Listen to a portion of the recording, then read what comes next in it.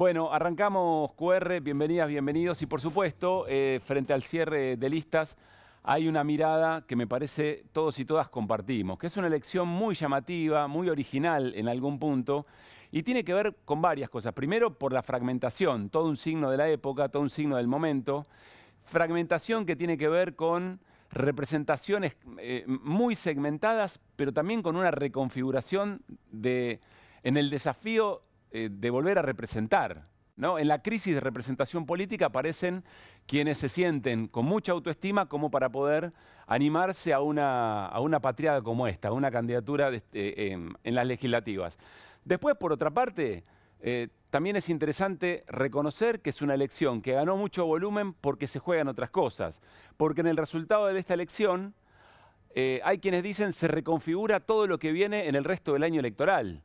Las relaciones entre partidos que más o menos tienen la misma mirada programática, la misma mirada de país, porque alguien podrá decir, esta era la manera de interpelar a la sociedad y no esta otra, porque probablemente de lo que ocurra aquí entre Milei y Macri, entre el PRO y la Libertad Avanza, tenga una consecuencia directa en lo que pase en esa relación en la provincia de Buenos Aires.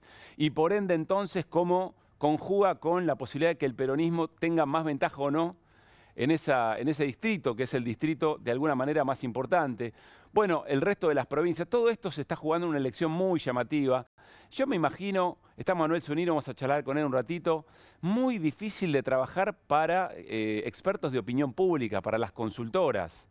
Y no tiene que ver solamente con nuestra creencia de que siempre para un lado inclinan la balanza. No, porque también hay que saber interpretar, hay que saber hacer las preguntas para este momento en una encuesta. Y después interpretar las respuestas si es que no son del todo directas. Y la cantidad de gente que dice que todavía no sabe lo que va a hacer, cómo se proyecta esto, es muy complejo y seguramente tendremos sorpresas el próximo domingo más o menos a esta hora. A ver, repasemos los 3 o 4 espacios más importantes en la Ciudad de Buenos Aires como para entender un poco la lógica y ver de qué está hecha la política en esta campaña electoral. Arranquemos por Mauricio Macri, por el PRO. Está claro que Mauricio Macri necesita salvar a la Ciudad de Buenos Aires como su lugar desde el cual hacer política. Dice Patricia Bullrich también desde dónde hacer caja. Es decir, la ciudad como botín, la ciudad como lugar de un montón de negocios que también las fuerzas políticas que lo comandan quieren preservar. En este caso el PRO desde hace muchos años, muchos mandatos.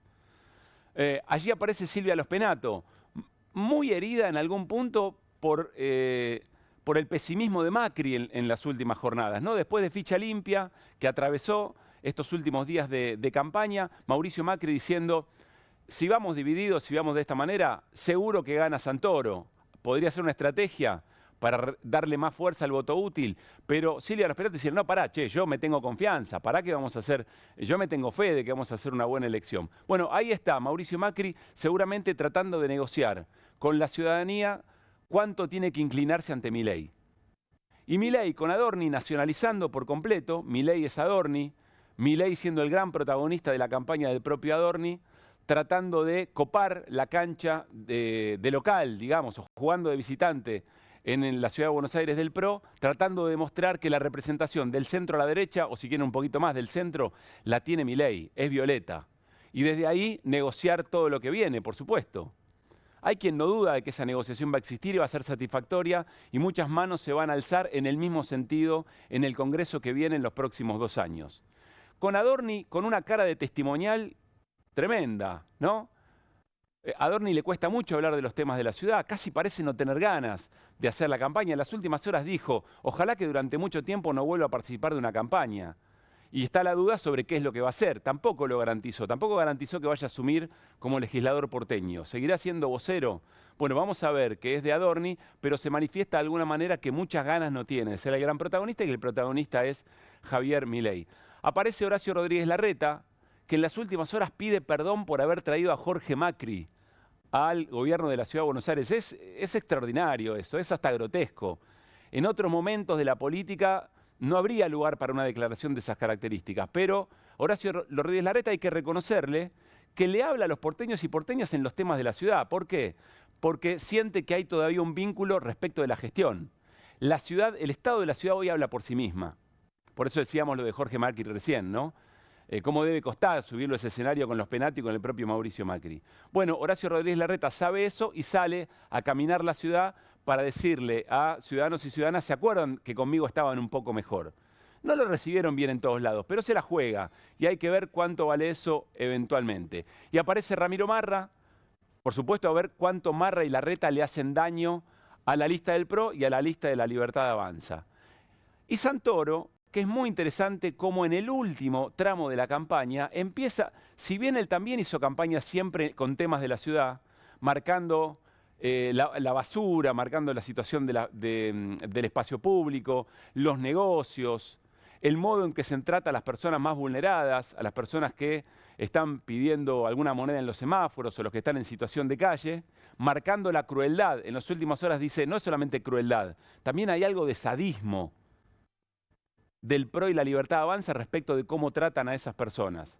Y entonces, en el último tramo, y sobre todo en este último mensaje que dio en la Facultad de Medicina, dice, acá hay un límite. El límite a tanta crueldad podemos ser nosotros por el lugar que ocupamos. Podemos dar un mensaje simbólico muy importante, más allá de que después los porcentajes de derecha y de progresismo, estoy extremando un poco las cosas, sean más o menos los mismos en la Ciudad de Buenos Aires, sumando todos los votos o sumando los porcentajes. Pero Santoro dice, acá hay un mensaje para dar. Y entonces dice, más allá de que ustedes que están dudando qué es lo que van a hacer, porque hay otras expresiones del peronismo, porque hay expresiones de izquierda que van en el mismo sentido, el que puede dar ese testimonio soy yo. Es ahora Buenos Aires. Y es muy interesante también el modo en que se ha hecho la campaña. Bueno, me parece que más o menos las cosas que venimos conversando están, ¿no? No sé qué le parece a la producción. Más o menos dijimos todo lo que se espera que se diga de este momento de cierre de campañas. Equipo, más o menos por acá, ¿no? Está bien. Más o menos. Bueno, Está bien. digamos que cumplimos con eso. Pero en realidad lo que desde QR tenemos ganas de decirles o de contarles o reflexionar con ustedes es otra cosa. No solamente las personas de más de 50, vos que tenés más de 30, más de 35, seguramente tenés noción de lo que significaba hasta hace relativamente poco tiempo un cierre de campaña. Los cierres de campaña eran todo un momento que generaban mucha tensión y atención. Y no solamente los cierres de campaña del espacio que te representaban. También le prestabas mucha atención y se sentía que algo estaba pasando cuando cerraba la fuerza política antagónica. Ahí había palabra política de peso, había convocatoria de masas, había mucho lugar abierto. Se elegía muy bien la locación. Y el acontecimiento más importante era el cierre de campaña. En el cierre de campaña se sentía que se podían ganar o perder algunos votos, que se podía terminar de madurar una campaña, cerrarla de determinada manera. Pasaba algo político que de un tiempo a esta parte ya no está. Y hoy, para los cierres de campaña, para participar, para que la gente pueda participar, la ciudadanía pueda participar de un cierre de campaña, hay que estar en una lista. Te tienen que poner una pulserita. De alguna manera tenés que ser un VIP para poder participar de eso que era un encuentro de la ciudadanía, de su pulsión política, de pensar un discurso, de que no alcance con poquito, que no sea solo mirar a cámara. Hoy los cierres de campaña se convirtieron en un momento muy restringido, por supuesto con peso simbólico, con carga simbólica, pero muy restringido, casi para la fabricación, para la producción de reels, de cortes, de clips, que es lo que después se pondrá algún dinero para que circule permanentemente en las redes que no tienen la misma veda de los medios tradicionales y de esa manera se haga una diferencia. Es decir, el impacto, muy vinculado al entretenimiento, muy vinculada a la atención que genera en estos tiempos esa emocionalidad, muchas veces violenta, a veces por ridícula, a veces por original, pero buscando ese corte. Algo dice de la política, ¿no? De este tiempo, algo dice de lo que nos pasó en nuestra relación con la política. Alguien podrá decir, bueno, ya la política no convoca tanto, entonces quien cambió es la gente cambió y ya, o en realidad lo que le pasó a la política es que en un momento hay un camino que perdió, no sé, quizá ganó otro, pero otro seguramente lo perdió y se transformó en otra cosa. Y en ese camino también se dejaron cosas atrás. El valor del argumento, de la idea, pero no de la idea en una frase de 30 segundos. La construcción de una escena, la promesa y la construcción de un futuro, la conexión de lo que nos pasa hoy con nuestro pasado, con nuestra historia. Parece que la historia hoy es mala palabra, nadie quiere recordar lo que pasó. Como si todos naciéramos hoy en algún punto. Sin embargo, en las últimas horas hubo una escena, la venimos mencionando mucho en QR, en la que se recuerda que la vida real, que las cosas que nos pasan cotidianamente no están en el reel, no se expresan en un clip, no están en ese cortecito. Están, ¿saben dónde? Por ejemplo, en esta foto.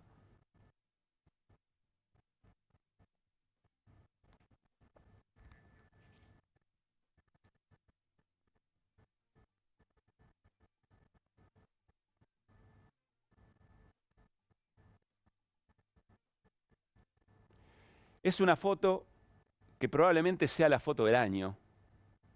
Es una foto que quizá está en las varias fotos que puedan condensar la experiencia de la era Milei en el gobierno de la Argentina. Es una foto en la que allí donde está este hombre religioso, este cura, o mejor dicho, las mismas razones que tienen a este cura en esa jauría de fuerzas de seguridad, de policías, son las mismas razones por el que sufre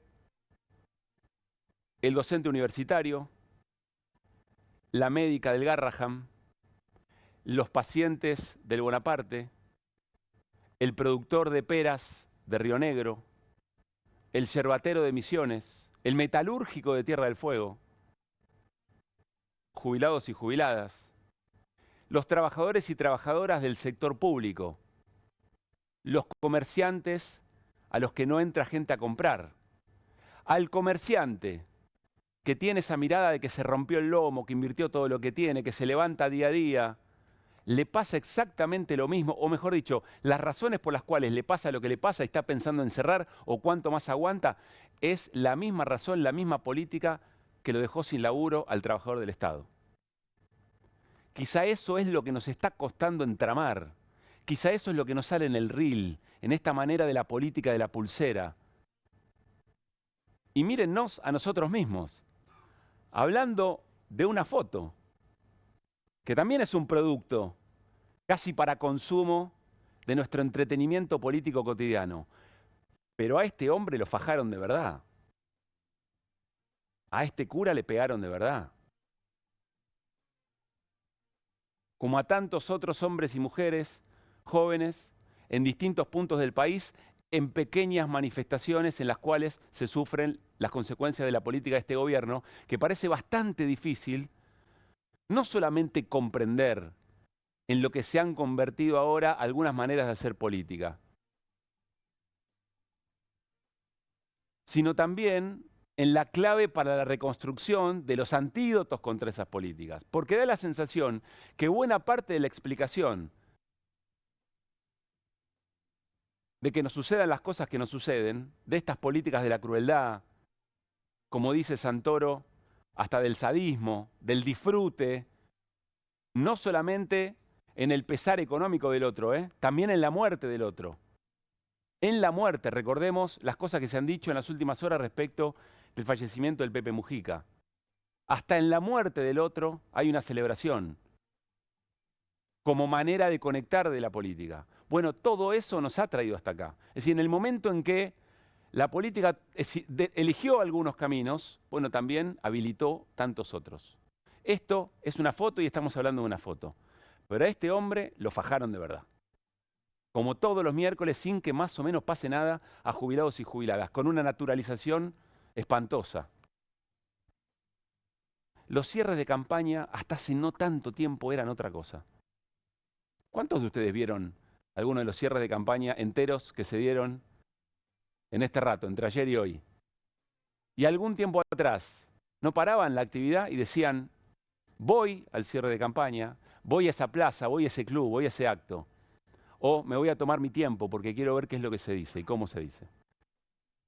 teníamos ganas de decirles esto. Más allá de que todo lo otro, yo me imagino que ustedes ya se lo saben de memoria, igual lo vamos a seguir repasando. Así arrancamos QR en esta noche de jueves y con las voces del día. Nos da fuerza para resistir ante los embates de un gobierno que quiere destruirlo todo, incluso la cultura. Vayamos a votar y sepultemos de una vez y para siempre al kirchnerismo. Se los pido, por favor. Que un presidente de la nación celebre prácticamente la muerte de un líder político de la región. Estoy tremendamente avergonzado porque el presidente haya hecho eso. Yo pido disculpas. Por lo que mostraron los medios ayer, de la pelea que hubo con el tema este de los militantes Pau y todo eso es casta. La moratoria representa por año el 0,08% del producto. No existe. Como dijo el padre Francisco, la iglesia es esto, es estar en la calle. Y me parece que más gente tiene que estar acá.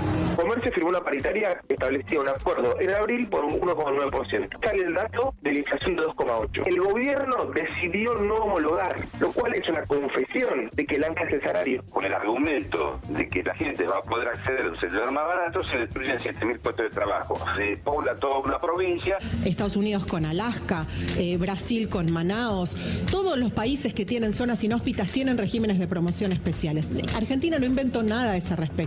Y acá estamos protegiendo Tierra del Fuego, Antártida, islas del Atlántico Sur, entre las cuales está Malvinas. Somos uno de los productores de pera más grandes del mundo. Hay 3 o 4 compañías que están importando de todo, de uva de Perú, kiwi de Grecia, y se está importando un montón de todo. Yo he dicho en estos días que si la política se ha transformado en un campeonato para ver quién es más hijo de puta, que no cuenten con nosotros, porque la política para nosotros es solidaridad social. Un militante político tiene que ser fundamentalmente una buena persona.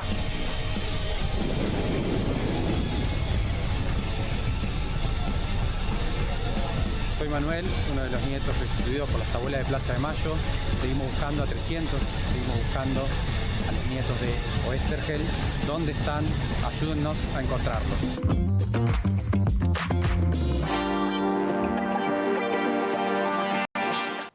Muy buenas noches a todo el equipo de QR. ¿Qué dice Martín Granowski? ¿Cómo le va? Hola, Hernán Lecher. ¿Qué tal? ¿Cómo estamos? Muy bien. Bienvenido, Manuel Zunino. Gracias por estar acá. Gracias, Pablo. A ustedes. En una noche especial.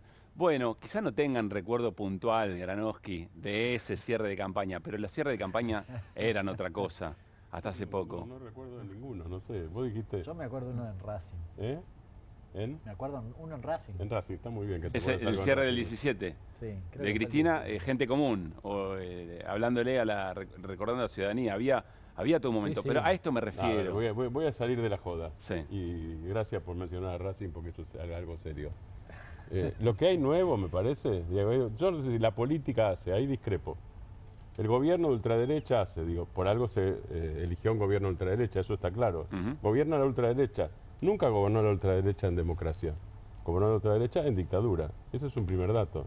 Y el segundo dato es que hay todavía, no sé qué pasará en el futuro, no soy futurólogo, crisis ni siquiera de representatividad. Hay crisis en los partidos políticos, básicamente en el peronismo y el radicalismo. No sé si de representatividad, tal vez también de representatividad. Digo que hay crisis, entonces estamos en un sistema en crisis política. Manuel, y además gobierna la derecha. Pienso que me parece que la política se convenció, coincido con Martín que gobierna la derecha, está claro. Pero la ultraderecha. La ultraderecha. Si coincidí con eso. Categorizarlo como quieras, pero déjame avanzar con mi argumento, porque Pablo decía que falta un argumento. Me parece que el resto de la política se convenció de que la sociedad se derechizó, se ha derechizado, ¿no? Y eso me parece que hace que todos asuman las lógicas que implementa la derecha en su comunicación, en su estilo, en sus formas. Creo que eso hay que revisar. Me parece que la sociedad no se derechizó, podemos ver algunos rasgos que incluso son preexistentes, no son del periodo Milei. No sé, periodo mano dura, por ejemplo. Desde los 90 hasta acá lo estamos discutiendo y por momentos migración, un montón de temas que podemos definir como de derecha. La sociedad se derechizó, hay que discutirlo, hay que ponerlo en duda, pero si asumimos ese paradigma, esa idea y lo repetimos como un mantra, terminamos actuando todos como si fuéramos de derecha. Me parece que la política cayó en esa trampa en general en los últimos 2 años. ¿Y con qué consecuencias? Con las consecuencias de que tenemos una campaña que arrancó diciendo hay olor a pis, ¿sí? Hace 2 meses, así se inauguró la campaña, después de que Larreta dijo eso, Santoro anunció su candidatura en ese mismo momento, Me parece que todo se está convirtiendo en un meme o en un reel. Vos lo dijiste, creo que esas son las técnicas de la ultraderecha a nivel global. No quiere decir que no hay que usar esas herramientas en el resto del espectro político, pero si creemos que eso es lo único válido, me parece que se cae en una trampa y se termina desde la izquierda, el progresismo, el peronismo, lo que quieran, termina alimentando el monstruo que se crearon en su cabeza, me parece, porque creo que mucho de eso hay. Una idea que se construye y termina siendo una profecía autocumplida. Hay que ver si todas las ideas y todos los modos de argumentar son bien recibidos por esos vehículos.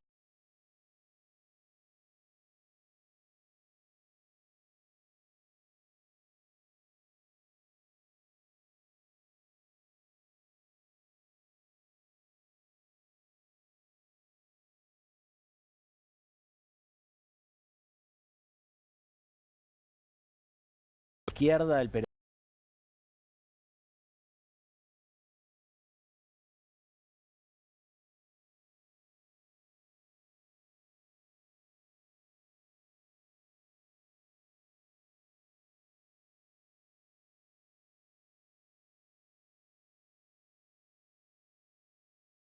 En nuestro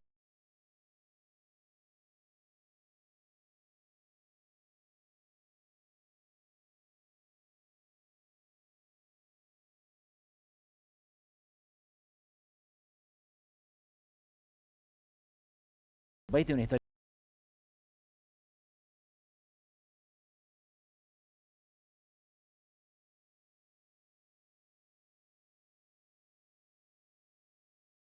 resistencia.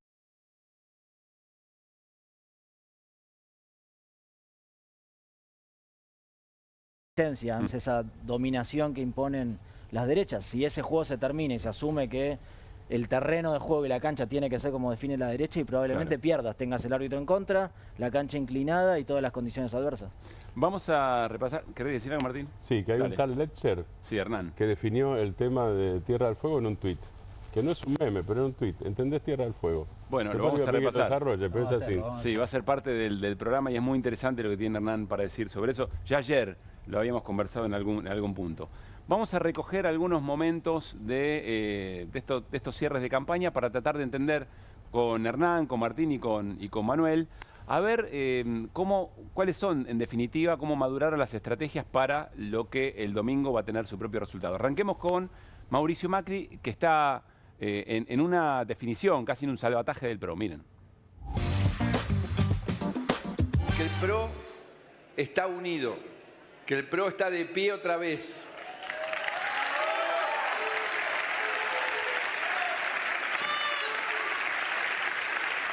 Y que sé positivamente y hemos hecho autocrítica pública de que la interna del 23 fue muy dañina para nuestro espacio.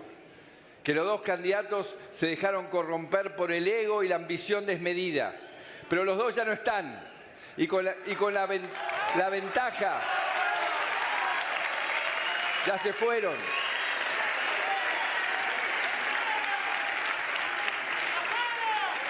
Sí, fuera, ya está.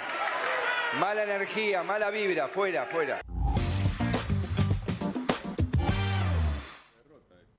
Confesión de derrota, dice Granovsky. El PRO es, dos ya no están. Quiere decir que el PRO es más chiquito. Digo, directamente eso. Es única interpretación esa. No, y hay una cosa, no escuché el resto del discurso, así que la verdad voy a cometer cierta imprudencia. Ahora, en esa parte del discurso le está hablando a los propios. Le está hablando a los propios. A la gente, la verdad, Sí. el común de la gente. No, después en el resto, sí. Imagino que debe haber... Pero en ese capítulo en particular le está hablando a los que están ahí, quizás cargándole los cartuchos, decir, bueno... somos pocos y puros. A ver, lo que saquemos tiene un valor porque es nuestro. Claro. ¿Qué lees ahí, Manuel? No, que Macri es bastante zorro, ¿no? Bastante astuto en su manera de comunicar, es una persona muy hábil. Yo lo que no estoy entrando en estos días es en decir que el PRO se terminó, ¿no? La muerte del kirchnerismo se anunció un montón de veces desde que yo tengo memoria, cada 2 años. Era la muerte del kirchnerismo, salvo en 2019, etcétera, etcétera. Me parece que no se terminó el macrismo, por lo menos todavía no sabemos si se terminó. Compara muchísimo la decisión de Milei de poner a Dorni ir a pelear a la Ciudad de Buenos Aires con la de Néstor Kirchner contra Eduardo Duhalde. Cristina Kirchner peleando con Chiche Duhalde en el territorio, o sea, de local, vos lo decías antes, de local, Duhalde en la provincia de Buenos Aires. Milei hizo lo mismo, fue audaz, me parece. Lo que no está claro, que incluso si Adorni ganara la elección, fuera una sorpresa y demás, se termina el PRO. Creo que hay varias diferencias con ese proceso. Me parece, primero, Milei no se animó a poner a su hermana. No se animó a que haya un Milei en la boleta. Karina no está compitiendo Adorni, obviamente es parte del espacio. ¿Porque tenía mala imagen? Tiene mala imagen, sí. En la Ciudad de Buenos Aires, en el resto del país, hace focus group en votante de Milei y te dicen no tiene que ser candidata, es muy de casta. Después hay un sesgo medio machista en el votante libertario que no le gusta. ¿Habla que Karina es de casta? O sea, Milei no. Y poner a tu hermana es de casta, ¿no? El gesto de poner a tu hermana es de casta. Y después la quieren a ella acompañando, sosteniendo al presidente y no compitiendo electoralmente. Pero después el PRO va a seguir gobernando la ciudad hasta 2027. Va a tener, obviamente, la legislatura una participación importante, pero además en el Parlamento Nacional, Milei va a tener que seguir negociando con los que le queden a Mauricio Macri. No es que se termina el PRO y además, no sé, es el primer tiempo, queda el segundo tiempo y hay que ver cómo le va el gobierno de Milei. Yo por eso no estoy entrando en esa cuestión determinista y fatalista y dramática de es el final del PRO, porque me acuerdo de todas las veces que se dijo es el final del kirchnerismo, salvando las distancias, me parece, y las identidades políticas. Y creo que no es lo que está por pasar el lunes. Quizá podemos volver más adelante sobre esto, pero Petri y Patricia Bullrich, a ellos saben, ¿no? Habla de la fórmula presidencial, ni más ni menos, que se fueron, que no están, que están en el lado oscuro de la fuerza. Reta, de la Reta, perdón, ¿no? y de la Reta y Bullrich. Tenés razón, sí, a Petri, sacalo. Lo que termina mal son las negociaciones, porque eventualmente no es que es una ruptura programática, se vendieron algunas definiciones de la política, de la economía o de lo social que no le gustaban a Macri. Salió mal la negociación. Si salía bien estaban cogobernando en algún punto. Claro, hay que ver, no lo conozco negociando a Macri, pero no debe ser fácil negociar con Macri, me parece, y decirle que no, plantarte. Le debe haber pasado a Larreta, a Bullrich, a Milei, y además, obviamente, Milei tiene un proyecto de construcción. No, pero digo, la negociación que sale mal es la del propio PRO con Milei. Por eso, Milei tiene un proyecto de construir el mileísmo, todos los que llegan quieren hacer eso. ¿Sale mal o Milei no quería para deglutir el electorado del PRO y no negociar una alianza? Está bien, lo que quiero decir es que eso es el cortocircuito está ahí, no en el proyecto de país. No es que traicionaron un proyecto de país. Bueno, pasa que eso es la política. También. Sí, está bien. Bueno, claro. Y además, como dice Manuel, puede ocurrir que en los próximos 2 años haya un reencuentro desde distintos lugares. Tal cual. ¿No?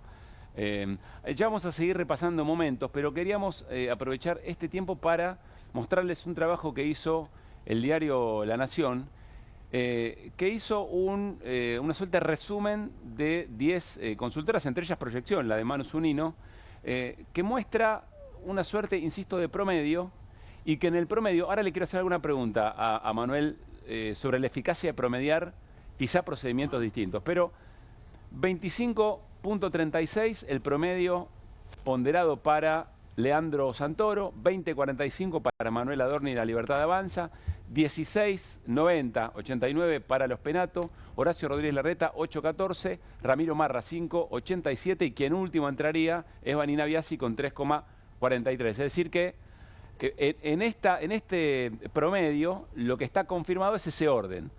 Santoro, Adorni, Los Penato, Larreta, Marra. ¿Qué mirada tenés? ¿Da algo distinto a Proyección de esto, Manu? Da algo parecido en términos de posiciones. Nosotros siempre lo tuvimos a Santoro en promedio de 25 en los distintos estudios que hicimos. Después Adorni bastante cerca, a 3 puntos, pero lo que vimos esta semana es un principio de crecimiento de Los Penato que tenemos que mirar con atención. Todavía no publicamos el último, lo vamos a compartir en los próximos días. ¿Cómo? ¿A expensas de quién? Larreta se quedó. Larreta estaba al principio con el olor a pis, lo empezamos a medir, 9 puntos, ahora está en 6. Marra se quedó en 4 puntos y eso hizo primero que Los Penatos recuperen un poco y después en los indecisos había 15% de indecisos. Es un montón. Hay una especie de voto útil, quizás. Hay 2 fenómenos. Primero que el voto útil se empezó a dar. Todas las fuerzas más chiquitas se empezaron a desgranar en las últimas semanas y fueron a los 3 principales candidatos. Y después que el indeciso en la ciudad de Buenos Aires es un poco más conservador. El que votaba a Santoro te lo dice desde el primer día. No fue ganando demasiado Santoro. Pero sí empezó a crecer un poco más Los Penato. También coincide con que se la empezó a conocer un poco más, con que se habló, o sea, el tema ficha limpia le permitió llevar una bandera y ponerse en escena. Recorrió con Mauricio Macri la ciudad, los canales, la radio, las redes. Ya que mencionas eso, ¿importó ficha limpia o le sirvió a ella para mostrarse porque era desconocida? No es que la gente va a definir su voto por ficha limpia, me parece que no es la principal motivación, pero le dio un espacio para poder mostrarse y defender una bandera que además es una bandera antikirchnerista. En los últimos 15 días con más fuerza, pero antes también, se vienen peleando los dos para demostrar quién es el más antikirchnerista. Claro. Ese es el encuadre que le dieron a la campaña, bien nacional. Cada consultora hace distintas preguntas, analiza las respuestas de otra manera. Exacto. ¿Ese promedio suma o puede ser algo confuso? Por varias cosas puede ser un problema. Primero porque puede estar midiendo... comparando, metiendo en una misma bolsa periodos distintos. Sí. Encuestas que se hicieron hace 15 días y otras que se hicieron ahora. Claro. Después encuestas donde no están todos los candidatos. Yo veo encuestas de colegas que ponen los principales 6 o 7 y una categoría que se llama otros, donde pueden entrar un montón, son 17, y eso puede hacer alterar el promedio, la decisión del que va a responder la encuesta. Y encima después es el DONT, después con los cocientes malditos. Bueno, eso ya saber quién entra y demás a través de una encuesta. No, pero él dice, si vos no le pones el nombre y le pones solamente el limitado, te condiciona la respuesta que si vos al encuestado le pones 10 en lugar de 17, es muy probable que los otros 7 tengan menos peso y se concentre en esto que podemos decir en los que aparecen en la encuesta, claramente. Elegir uno la mayor parte de la gente, salvo que tenga muy identificado que va a elegir a otro. Manuel, el cierre, hemos visto algunas imágenes del cierre de Milei en particular, con parte de la gente que reclamaba que le tenían que pagar porque había un compromiso de que le pagaban por ir y demás. ¿Eso queda en el folclore o puede tener algún efecto electoral? Nada es tan determinante. Me parece que ninguno de los eventos, que ni las medidas de Milei, ni lo que pasó en su cierre de campaña, ni ficha limpia, define la elección. Pero estamos en un contexto muy finito, donde es muy pareja la elección. Claro. Hoy, si me dicen estadísticamente, los 3 primeros tienen chance de ganar reales. Santoro sin ninguna duda porque va primero, y Adorno y Los Penato porque comparten el mismo electorado. Son electorados muy parecidos, sociodemográficamente, en las ideas, en la representación política, con buena imagen de Milei y Mauricio Macri a la vez, que se están peleando, o sea, y si baja uno, sube el otro, ¿no? Y se le puede acercar a Santoro. Y además sabemos que la gente define su voto, una parte pequeña pero importante, define su voto hacia el día de la elección. El conversando en la mesa familiar el domingo, reflexionando un ratito antes o adentro del cuarto oscuro. Vamos a compartir palabras en su cierre o en estas horas de Horacio Rodríguez Larreta, a ver si podemos tratar de entender la esencia de su campaña y cómo llega al final, al cierre. ¿Y cómo se tomó la decisión de que Jorge Macri sea quien te suceda en la gestión de la ciudad? Primero pido perdón. ¿A quién? A los porteños. ¿Formaste parte de esa decisión? A ver, yo en realidad fui responsable de la primera decisión, que es traerlo de Vicente López. De Vicente López a la ciudad. Hay una sola palabra que cabe. Perdón. Perdón, porteños. Me equivoqué. ¿Qué querés que diga? Lo puedo reconocer, ya está, me equivoqué. Más allá de la respuesta de Larreta o de la definición de Larreta, es buena la pregunta de Pedro. ¿Fuiste parte de esa decisión? Y Larreta dice, sí, de traer como jefe, como ministro de gobierno. Dice, no, pero ahí hay un mensaje, hay todo un mensaje. Hay un mensaje. Vinculado a la gestión. Sí, sin ninguna duda. Larreta sabe además que come por ahí, digamos, come en ese electorado que está identificado con el PRO, que lo identifica él como parte, y está tratando de quedarse con un pedazo más grande. Nosotros no estamos viendo que Larreta tenga mucha incidencia. Nos podemos estar equivocando y termina siendo tercero, ¿no? También puede pasar. Eliminen el recorte en ese caso de este momento. Pero nunca vimos a Larreta asomarse al tercer lugar. Siempre estuvo ahí en 6, 7, 8 puntos. Desde el principio hasta acá, me parece, porque si bien la gente vota personas y lo identifican, justamente el electorado PRO, sobre todo mayor de 50 años, tiene una identificación con la marca, con el gobierno, necesita cierto orden, son conservadores, quiere una continuidad, y en ese sentido Larreta no llegó a penetrar demasiado. Claro. Seguimos sumando voces. Está Juan Courel en línea, experto en comunicación política. Hola Juan, Pablo Caruso, todo el equipo de QR y Manuel Zunino, te saludamos. ¿Cómo estás? Hola, ¿cómo están ustedes? Bien, Juan, gracias por atendernos. A ver, pasaron los cierres. 2, 3 elementos que tengas ganas de decirnos de lo que fue la campaña y de cara a la elección del domingo. Bueno, fue una campaña que, como se esperaba, no despertó demasiada conversación, demasiada atención en la gente. Fue una campaña que tuvo muchos vaivenes en cuanto a sus estrategias. No quedó claro hasta el final, y de hecho todavía no queda claro si las estrategias sobre todo de Leandro Santoro y de los Penato tenían que ver más con nacionalizar o con hacer una elección más asentada sobre lo local, que no hubo muchos movimientos tampoco, no hubo grandes crecimientos, por no decir ningún crecimiento, y yo diría que antes de tener el diario del lunes, no va a ser una campaña que permita hacer lecturas de ningún gran ganador, ¿no? Va a haber una disputa, ¿no? El lunes, una disputa. Se tenían que dirimir dos cuestiones, ¿no? Una era, bueno, si el peronismo, con la candidatura de Santoro, recuperaba cierta competitividad a nivel porteño, ¿no? Y bueno, iba a ser una elección que, por lo que se ve en las encuestas por lo menos, va a estar dentro del orden y el parámetro de los resultados que obtuvo el kirchnerismo en los últimos 20 años. Y por otro lado, desde el espectro panoficialista, lo que se ve es que, por más que salga primero Adorni, que era algo que se contaba desde el principio de la campaña, no se va a terminar de dirimir la interna entre Mauricio Macri y Javier Milei, ¿no?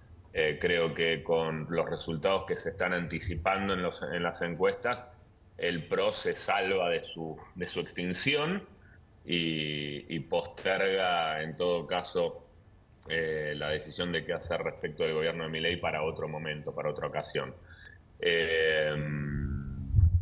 Así que bueno, eso es lo que queda. Sí, después pequeñas fuerzas que capaz tenían intenciones de meterse en la discusión van a tener que revisar sus planes a futuro, ¿no? ¿Coincidís, Manuel? Sí, me parece que sí. Creo que lo último que dijo, me parece que van a ser pocos los que pasen el umbral, o sea, probablemente la mitad. Y después creo que empieza una nueva etapa en la discusión entre Macri y Milei. No es que cualquiera sea el resultado de los que vemos hoy como hipótesis. Sí. Me parece que es otra etapa de la discusión, plantearán sus argumentos, pero no creo que se resuelva esa tensión, por lo menos de acá, no sé, al 9 de julio, que se cierran las alianzas en la provincia de Buenos Aires. Creo que se viene un mes y medio de disputa intensa entre ellos. O sea, es un elemento, pero no se va a dirimir en el resultado de esta elección lo que pueda pasar en el modo de negociar en la provincia de Macri y de Milei. Creo que no, salvo que tengamos una sorpresa que no se estaría viendo, que Adorni saque 35 puntos. Creo que ese sería el único argumento a favor de la Libertad Avanza para imponerse con muchísima fuerza y quizás un montón de dirigentes pro saltando rápidamente de filas. Como eso se supone que no va a pasar, me parece que vuelve a darse una disputa donde cada uno se agarrará de los argumentos que le permita el resultado del domingo. Juan, decías, no terminó esa hora Buenos Aires, Santoro, de decidir si era nacionalizar o si era lo local. ¿Esa mixtura es algo buscado? ¿Estuvo bien? ¿O en realidad crees que tendría que haber nacionalizado un poco más o localizar un poco más? ¿Qué pensás? Yo creo que bueno, hay que esperar el domingo para ver si fue una buena decisión o no. Lo que yo creo es que el potencial de crecimiento de Santoro es muy grande, era muy grande. Creo que ¿haciendo qué? Podría haber bueno, es que hace muchos años que es uno de los dirigentes con mejor imagen en la Argentina y en la ciudad de Buenos Aires. Y un dirigente que no es particularmente fuerte en la ciudad de Buenos Aires, como Sergio Massa, hace apenas 2 años sacó 32%, en un momento pésimo para el peronismo. Y es un número que probablemente no se repita. Entonces creo que había mucho para crecer en una oposición muy nítida y contrastante con las políticas nacionales y con Javier Milei, y que los temas municipales de alumbrado, barrido y limpieza ya tenían otro orden, ¿no? Pero bueno, también es cierto que un primer lugar es mejor que no obtener el primer lugar. Ahora, para la posibilidad de construcción del peronismo a futuro en la ciudad de Buenos Aires puntualmente, no creo que cambie demasiado. Manuel, te iba a preguntar lo mismo, pero de otra manera. A ver. ¿Está bien no haber convocado nunca a Cristina a esta discusión en la Ciudad de Buenos Aires? Me parece que, a ver, no sé si está bien o mal, también lo vamos a ver el lunes. Creo que la base electoral del kirchnerismo acompaña a Santoro. No sé si necesitaba ponerla en escena a Cristina Kirchner porque sí le iba a sacar lugar a él como figura protagónica, me parece, de la campaña. Veremos si es una buena o una mala decisión. Lo que sí no comparto mucho con Juan es que el contexto que está comparando de Sergio Massa en el 2023 era otra la oferta electoral, era otra cosa la que estaba en juego. En este momento hay 17 candidatos. Es una elección legislativa donde muchas veces el voto útil termina siendo elegir a un candidato para que su voz entre en el Parlamento, en la legislatura, y no solamente pensar en reforzar al peronismo o ganar en la ciudad. Creo que son contextos distintos. No sé si se pueden comparar los 31 puntos de Massa con lo que saque Leandro Santoro el domingo. Juan, ¿querés agregar algo? No se van a poder comparar porque no se van a poder comparar porque la elección nacional se realizó, nunca tuvo relevancia, nunca se le dio la importancia que tenía al debate, a la posibilidad de ganarle a Javier Milei en la ciudad de Buenos Aires. Bien, Martín. Juan Martín Granoski, ¿cómo estás? ¿Qué tal, Martín? ¿Cómo estás? Te pregunto, vos dijiste no va a haber un gran ganador. Va a haber un ganador. El que sea ganador va a tratar de, con su narrativa, como decía Pablo Caruso al principio, va a tratar de presentarse como gran ganador. Creo que es un tema de narrativa. No sé si coincidís o no. Podrá intentarlo. A ver, las elecciones legislativas no son determinantes de lo que pase después en el futuro de la política, ¿no? Y eso está comprobado hace muchos años. Ahora bien, la forma en que se perciben los resultados, que sí, las narrativas entran en eso, van a influir en la continuidad de los proyectos políticos, en los planes a futuro de cada uno de los que están ahí sentados. Ahora, las narrativas no alcanza con enunciarlas, sino que también tienen que ser asimiladas, tienen que ser verosímiles, tienen que ser percibidas como tales. Entonces, bueno, desde ese lado, mientras más argumentos haya para sostener que la victoria es importante, bueno, más se va a favorecer que esa narrativa se asiente en la conversación pública. Yo me imagino a muchos festejando fervorizadamente el domingo. Me imagino al PRO festejando que no se extinguió. Claro. Me imagino a Adorni festejando que le ganó al PRO, si es que no llega al primer lugar Adorni. Y me imagino a Santoro que le dio el primer triunfo al peronismo en una elección legislativa en mucho tiempo. Ahora, que eso tenga un correlato en la realidad política de esos resultados, bueno, hay una gran distancia. Juan, la última. En esta discusión tan encarnizada que parecen tener Macri y Milei, ¿eso quiere decir que afecta cualquier otro tipo de proyecto en común? Por ejemplo, discusiones nuevas en el Congreso, más allá de la definición de otros territorios y la provincia. ¿Crees que, no sé si leíste algunas notas que en off contaban que algunos CEOs de empresas dicen, che, cuidado con lo que están haciendo, porque en definitiva están poniendo en juego lo que más nos importa, que es el acompañamiento de las reformas que se vienen en las que los dos están de acuerdo? Pero ¿cuál sería la pregunta? Si crees que este nivel de discusión, a tu criterio, por tu experiencia, pone en juego esa relación. Bueno, está ahí en crisis, ¿no? Digamos, está en crisis. ¿Cuánto va a durar esa crisis? No lo sabemos. Yo coincido, va a haber que ver qué pasa con la provincia de Buenos Aires. Si uno tiene que partir por la escena de hoy, en la provincia de Buenos Aires tampoco deberían ir juntos. La realidad es que ahí el PRO es bastante más débil que en la ciudad, así que uno no sabe. Es difícil de entender la estrategia de Macri si uno lo piensa en términos de, bueno, claro, de cuál es el espectro ideológico que él tiene que representar. Pero bueno, se ve que Macri se está jugando otra cosa, ¿no? Que es tener capacidad de negociación con cierto grado de autonomía todavía respecto de Milei, aunque su fuerza termine con muchos menos legisladores que tal vez los que tiene hoy o los que tenía hace 4 años. Bueno, se sentará con lo que tenga a intentar una nueva negociación con el gobierno, ¿no? Un ejercicio de atomización y de fortalecimiento de su minoría intensa. No imagino, si todo sigue más o menos como está ahora, que 2027 vayan con listas separadas, pero bueno, falta muchísimo. Claro. Juan, gracias como siempre, un gran abrazo. Gracias a ustedes. Que estén muy bien. Ya seguimos también aquí con Manuel Zunino, pero vamos a escuchar a Leandro Santoro parte del cierre de su campaña en la Universidad de la Facultad de Medicina. Un mensaje muy claro respecto de los sectores afectados por la política de Milei. En la ciudad de Buenos Aires, un emblema, por supuesto. A ver qué decía Leandro Santoro. Les hablo a todos, a los peronistas y a los radicales, a los independientes y a los que son de izquierda, a los liberales que tienen sentido social, a los argentinos.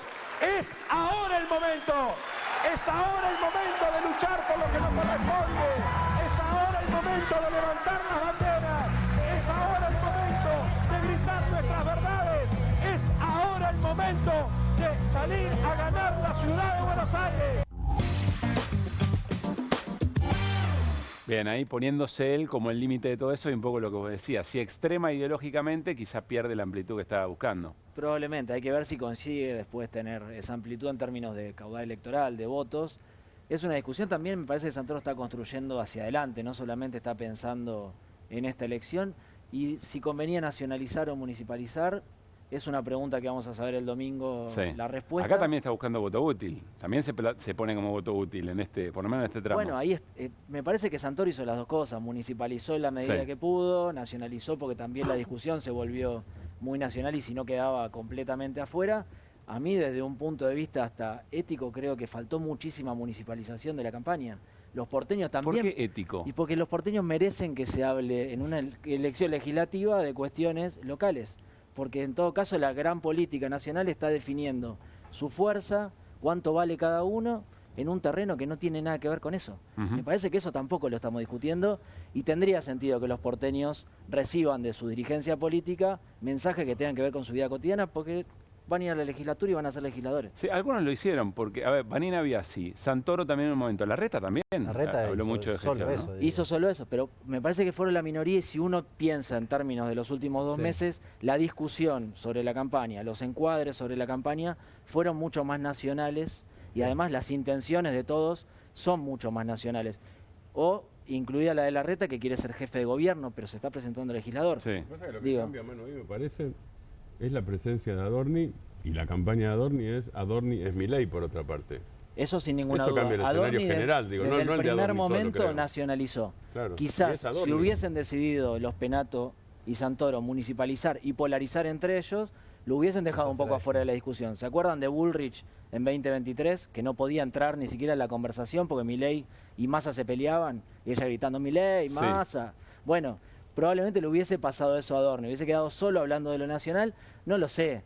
Estoy aventurando. Muy interesante. Nada, diciendo algo que ya pasó. Quizás Contrafáctico. Contrafáctico, no tiene tanto sentido, pero me parece que en un contexto de desgaste de del vínculo entre la sociedad y la política, que la política use la legislatura porteña para definir sus problemas y sus conflictos nacionales, creo que debería llamar la atención y me parece que el efecto puede llegar a ser la baja participación el domingo. Nosotros podemos tener, por percepción, por piel de lo que recorremos, pero ustedes, profesionales de esto, también advierten que no hay mucha excitación electoral en la sociedad porteña. No, hago encuestas, hago focus group, pero también me subo mucho a taxis y otros tipos de esos de aplicaciones de ahora, y les preguntás si hay clima electoral, si la gente habla de eso, y te dicen no rotundo. En 2023 hacía los mismos experimentos, me la pasaba viajando en taxi, y todos te decían, sí, la gente habla, qué sé yo. Me parece que ahora es el clima tibio, y es tibio hace un mes, es tibio todavía ahora, se calentó un cachito con ficha limpia, tema completamente nacional, y la gente no está interesada. Pero la pregunta es, ¿por qué va a estar interesada la ciudadanía si la mayor parte de los candidatos no están interesados en ser legisladores también? Me parece que se están discutiendo cosas distintas. Hay una disociación entre la política y los problemas de la gente. Si la política no lo asume y sigue teniendo las mismas actitudes, probablemente el domingo y las próximas elecciones veamos participaciones promedio del 65%, que es lo que esperamos en la Ciudad de Buenos Aires. Y decías antes que en general en la Ciudad de Buenos Aires, quien te dice no sé, o todavía no, quien se retrae de ir a votar, ¿quién es? Primero, el que te dice no sé las encuestas... ¿A quién le saca voto el que no va? El que te dice no sé las encuestas, pero participa, en general es un poquito más conservador. O sea, iría a las opciones de... O sea, cuando lo proyectás, tirás un cachito más para... centro-derecha. El otro está más convencido, el de izquierda, el progresista está más convencido. Después con la participación hay algo que hay que tener muy en cuenta el domingo. En general, lo que suele pasar es que participan menos los sectores socioeconómicos más bajos y los más jóvenes. Si esa tendencia se marca en esta elección, El más perjudicado va a ser Manuel Adorni. Por eso Adorni con el Gordo Dan pide a los jóvenes abiertamente que vayan a votar. Claro, y trabajaron mucho al sur de la ciudad de Buenos Aires. Porque a más baja participación, más problemas para la Libertad Avanza. Porque los que menos participan son los pibes y los de nivel socioeconómico bajo, que es uno de los lugares donde pudo penetrar la Libertad Avanza hace unos años. De hecho, en ese mismo trabajo de La Nación, hacen la territorialidad del voto, y el espejo de la territorialidad en el sur y el sur hacia el oeste del peronismo, Unión por la Patria, es similar al de Milei. Sí. Es antagónico el del PRO, que está más hacia los barrios más pudientes. Muy llamativo eso. El PRO perdió porque el PRO había llegado a tener esos sectores también en un momento. Ahí lo perdió directamente. Ahí entró la Libertad Avanza a representar el sur y tenía parte de la Villa 31. Sí, incluso en Mataderos, el Lugano. Si uno se remonta a elecciones hace 4 años, al PRO le iba bien. Se dejó de pintar de amarillo y se empezó a pintar de violeta en los últimos 4 años. Nos interesa mucho aquí en QR tratar de permanentemente señalar que la enemistad o la confrontación en este momento de Milei y Macri no tiene que ver con los programas. En general están bastante de acuerdo. Macri siempre decía, si tengo un segundo tiempo, más profundo y más rápido. Es como si el sueño húmedo de Macri es lo que ha hecho Milei o lo que viene haciendo Milei. ¿Por qué decimos esto? Macri, en el cierre de los Penato, dijo y aclaró que no necesariamente lo económico es determinante. Es decir, que están de acuerdo en lo económico. Que la diferencia tiene que ver con la institucionalidad, las maneras, el respeto a las reglas. ¿Por qué les contamos esto? Porque miren lo que dijo Silvia Los Penato, no en el cierre, pero sí en un canal de televisión respecto a algunas políticas de Milei.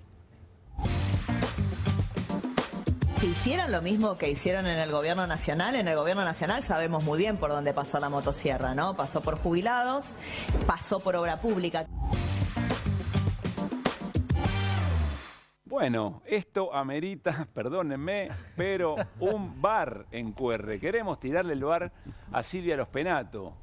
¿Y a dónde le vamos a tirar el bar? Bueno, ¿qué hizo Silvia Los Penato, diputada nacional, respecto de esto que ahora critica y que evidentemente lo pone como punto de diferencia de las políticas de Milei? Vamos a ver qué hizo Silvia Los Penato, por ejemplo, cuando se estaba votando el veto de la mejora de jubilaciones. A ver, mirá.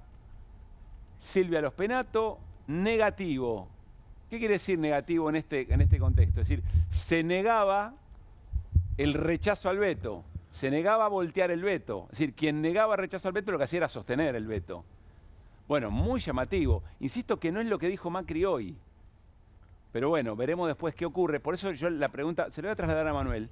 La pregunta que también nos interesa es si estas discusiones después se terminan zanjando a la hora de levantar la mano en el Congreso para lo determinante en la vida de la gente, que son las reformas acordadas con el Fondo Monetario. ¿Qué pensás, Manuel, sobre eso? Voy a ponerlo en términos futboleros, ya que son todos futboleros. Sí, bastante. Me parece lo de Los Penato, que es como a los 85 minutos de partido, meter una patada para hacerte amonestar y que la tribuna te aplauda un poco. Creo que queda completamente... Muy tribunero. Muy tribunero de Los Penatos. Yo estuve, no sé, con Darío Nieto ayer en un streaming, y le preguntaron qué iba a hacer de acá para adelante, y bueno, si hay que votar con Milei en la legislatura o en el Congreso Nacional, lo vamos a hacer porque estamos de acuerdo en muchas cosas. Claro. Me parece que es absolutamente tribunero. Los Penatos. Exactamente lo mismo. Con Rosenblatt. Sí, lo vi ayer y me llamó la atención. Sí, dijo, bueno, en realidad no tenemos diferencias, así que las votaciones yo volvería a votar lo mismo. Claro. Es llamativo porque Los Penatos está diciendo exactamente lo contrario. Por lo menos en este momento. Es esto, 85 minutos. Él le dio una patada, sabía que lo amonestaban y hizo así al árbitro y se dio vuelta. Porque quien va a buscar sangre en la relación en el Congreso entre Milei y el PRO le dice, che, Macri le dice, te votamos todo. Y le pagan así, entonces quien va a buscar sangre se mete en ese lugar. Y desde el PRO responden, no, nosotros lo haríamos, nosotros no es que dejaremos de votar por esto. Y está bien la respuesta. Saben que me parece que es una respuesta honesta y hasta en algún punto ética. No, si se están haciendo las cosas, nosotros creemos que se tienen que hacer, las acompañamos. No sé si todas las fuerzas políticas en estas horas ¿es para hacen lo mismo? restarle votos a Santoro? ¿O vos decís que...? Me parece que se calentó un cachito la campaña y tiene que ver con eso y está mostrando que tiene actitud Los Penatos. Me parece que le faltaba también, es una figura muy poco conocida, Ficha Limpia le ayudó y salir un poquito a mostrar que tiene más voluntad o más actitud incluso que Macri, que vieron que jugaron ese juego de que él dice, che, podemos perder, voten no, porque si no gana Santoro, y ella salió a raspar. Claro. Salió a raspar porque la campaña lo amerita. No solamente los cierres de campaña eran momentos inolvidables en otra época, sino que las declaraciones de los candidatos eran un poquito más power, qué sé yo. Me parece que le faltó garra a la campaña. Fue bastante aburrida, el debate fue aburrido, no fue muy interesante. Yo estoy un poco desilusionado, perdón si lo digo abiertamente, pero esperaba 2 meses un poco más intenso. En el pan y queso futbolero yo elijo Zunino. Me parece que por su jerga futbolera me parece que debe aportar mucho. Tengo una última. Dale. ¿Qué se nos está escapando? Si lo supiera, Pablo. No, me refiero respecto del análisis. ¿Qué cosas vas a observar vos el domingo o el lunes que quizá no estamos dándonos cuenta que puede ser importante?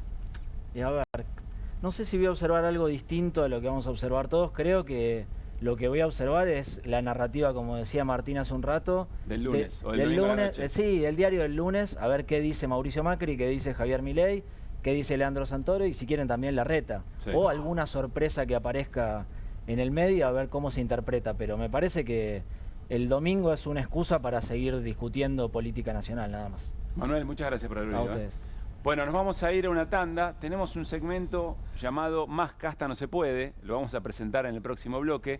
En el próximo bloque vamos a hablar con Irina Hauser porque hoy el procurador general Casal tomó una decisión muy importante respecto de la causa vialidad y la situación judicial de Cristina Fernández de Kirchner. Nos va a explicar Irina qué significa eso, no solamente qué significa en procedimiento, políticamente que está viendo en este momento de la Corte y la situación de Cristina Fernández de Kirchner. Y vamos a hablar de lo que ocurre en Tierra del Fuego. Hay una mirada muy vinculada a los empleos que se pueden perder por la decisión del gobierno, pero también una mirada geopolítica. Vamos a reunir todo eso en el análisis de Hernán Letcher. Y una voz muy importante desde Tierra del Fuego, después de la tanda.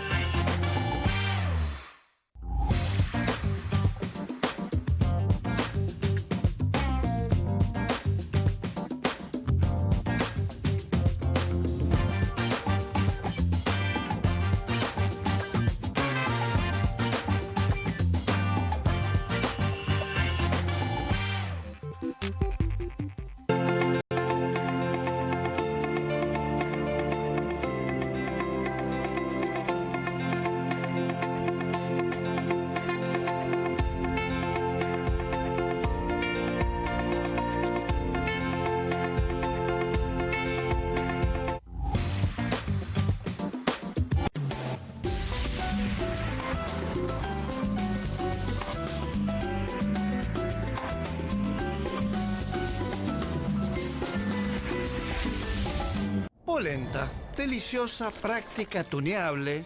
Pobre, el que no la probó nunca. Porque hay 1000 formas de preparar una Presto Pronta. ¿Pensaste que era algo para comer cada tanto? Pobre de vos. No solo se hace en un minuto, cuando sale así de buena, se acaba en un minuto. Pobre Rami. Martes con queso, viernes con estofado. Pobre, la ollita de la abuela, que tira y tira y tira. Presto Pronta. Pobre, quien se la pierda. Bonobón presenta su nuevo chocolate. Con la textura irresistible de las galletas y el relleno único de Bonobón, combinado con nuestro mejor chocolate. Lo vas a amar. Probá también el nuevo Bonobón Coco. Cremosidad que enamora. Llega la noche más picante de la televisión. Si atacan al periodismo, Perfil se pone bravo. Bravo TV. Periodismo, información y polémicas. Llegan 4 nuevos programas. Más de 50 periodistas, intelectuales, dirigentes y académicos que darán cada noche de qué hablar y pensar. desde El Canil, lunes a viernes a las 18 horas. Una ronda de periodistas con secretos e información exclusiva. Soy Casta, de lunes a viernes a las 19 horas. Un programa diferente de mujeres, plural y picante, conducido por Carmela Bárbaro. Comunistas, de lunes a viernes a las 20:30 horas. Una mesa de intelectuales analiza la realidad del país en profundidad. QR, de lunes a viernes a las 22 horas, con la conducción de Paulo Caruso y gran equipo. La síntesis del día para un público que valora el periodismo crítico. Bravo TV, lejos del poder, cerca de la gente. Bienvenido a todo Latinoamérica. Caras TV llegó a DirecTV, el canal de las celebridades. Entretenimiento exclusivo las 24 horas del día. Más Caras, con la conducción de Héctor Maugeri. Red Carpet, Caras News, Caras Realeza, Caras Fashion, Caras TV. Llegó a DirecTV. Contenidos exclusivos para toda Latinoamérica. Estudia en la Facultad de Comunicación y en la mayor redacción de América. USBA, Universidad del Sur de Buenos Aires, la Universidad del Grupo Perfil. Licenciatura en Comunicación Periodística, Licenciatura en Comunicación Institucional, títulos con reconocimiento oficial y validez nacional. Inscribite a las reuniones informativas en universidad@perfil.com. Aprende comunicación dentro de un medio de comunicación. USBA, Universidad del Sur de Buenos Aires. Llega el Hot Sale a TV Compras. Hasta el 18 de mayo encontrá los mejores productos con envío gratis, cuotas sin interés y hasta 50% off. No te quedes sin el tuyo. Empezá a aprovecharlo ya. ¿Te sentís con poca energía? ¿Te despertás cansado y te cuesta moverte durante el día? ¿Te gustaría verte y sentirte más joven? Ahora podés con el nuevo Hurricane Juicer. La forma más rápida, fácil y saludable de obtener jugo fresco en segundos. Solo poné la fruta y con un solo toque la acción giratoria de alta potencia de Hurricane hace jugo 100% fresco, lleno de vitaminas, minerales y nutrientes. Súper compacto, ocupa el espacio de una taza de café en tu mesada. El secreto, el cono de extracción de alta potencia de Hurricane que gira 500 revoluciones por minuto. Así que no importa qué fruta sea, obtenés jugo 100% puro. Olvídate de exprimir y colar, con Hurricane es fácil. Solo agrega la fruta y presiona. Ahora podés tener limonada fresca en segundos o jugo de manzana casero para la familia. Tomar jugo cada día nos da la energía que precisamos. Podés obtener tu Hurricane Juicer a un increíble precio de presentación llamando ahora. Escanea el QR, ingresa a nuestra página web o llama al teléfono en pantalla. No demores más. Con el nuevo Hurricane Juicer, la forma más rápida, fácil y saludable de obtener jugo fresco en segundos. Descubrí los productos más novedosos y exclusivos en tvcompras.com. No pierdas tiempo. Aprovecha esta oferta y obtén este fantástico producto de TV Compras. ¡Llama ya! Editorial Planeta presenta Fontevecchia vs. Milei, el nuevo libro de Jorge Fontevecchia. Bitácora del surgimiento de un presidente extremo. Un análisis imprescindible para entender un gobierno impredecible. Fontevecchia vs. Milei. Disponible en ebook y librerías.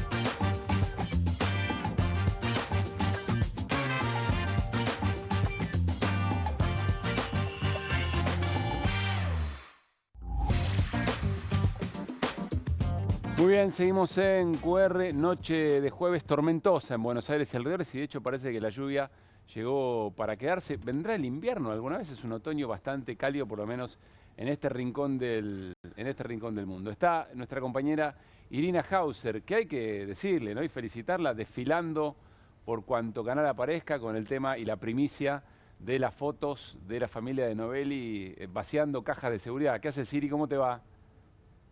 ¿Qué tal? Buenas noches. Bueno, gracias. Tampoco desfilando, ¿no? Gran trabajo, explicando Iri. Todo. No, lo merecido, lo Muchas merecido. Gran trabajo. Bueno, Irina, te molestamos en tu día franco para que nos expliques, para que nos traduzcas un poco qué significa la decisión del procurador respecto de la situación judicial de Cristina, de la causa vialidad y el reclamo que está haciendo Cristina ante la Corte para que revisen todo lo que en términos constitucionales se hizo con su juzgamiento. Bueno, en este caso la Corte Suprema, antes de tomar una decisión, le pidió una opinión, un dictamen al procurador Eduardo Casal. Está obligada a hacerlo en este caso porque había un recurso planteado por el fiscal de casación, que es Mario Villar, que lo que pedía era aumentar la pena contra Cristina Fernández de Kirchner y el resto de los acusados y además condenar a algunos que habían sido absueltos. Eso era lo que planteaba Mario Villar, y aplicar la figura de asociación ilícita. Entonces le tenían que pedir, esto es algo que se hace cuando hay un recurso de un fiscal, al procurador, a ver si él sostenía o no sostenía el recurso del fiscal de casación. Y lo que hizo justamente Casal fue darle la razón al fiscal de casación y decir que está bien su pedido de 12 años de prisión y aplicar la figura de asociación ilícita. La verdad que en algunos tramos él no desarrolla grandes argumentos, pero dice que hay un esquema comprobado de corrupción y de contratos en la obra pública y que, que hubo, que haya existido una organización que haya concretado un plan, así lo describe, no es incompatible con la figura de asociación ilícita. Bueno, él lo que dice es que se la puede acusar, condenar por todo, tanto a Cristina como al resto de los acusados. Lo que importa también es lo que viene ahora. Primero, aclarar, ya lo hemos dicho, pero vale resaltarlo, lo que diga el procurador Eduardo Casal no es vinculante. Es decir, la Corte no está obligada a decidir lo mismo. Claro. A tomar tus argumentos. Sí. No tiene que decir lo mismo, simplemente cumplió con este paso de rigor.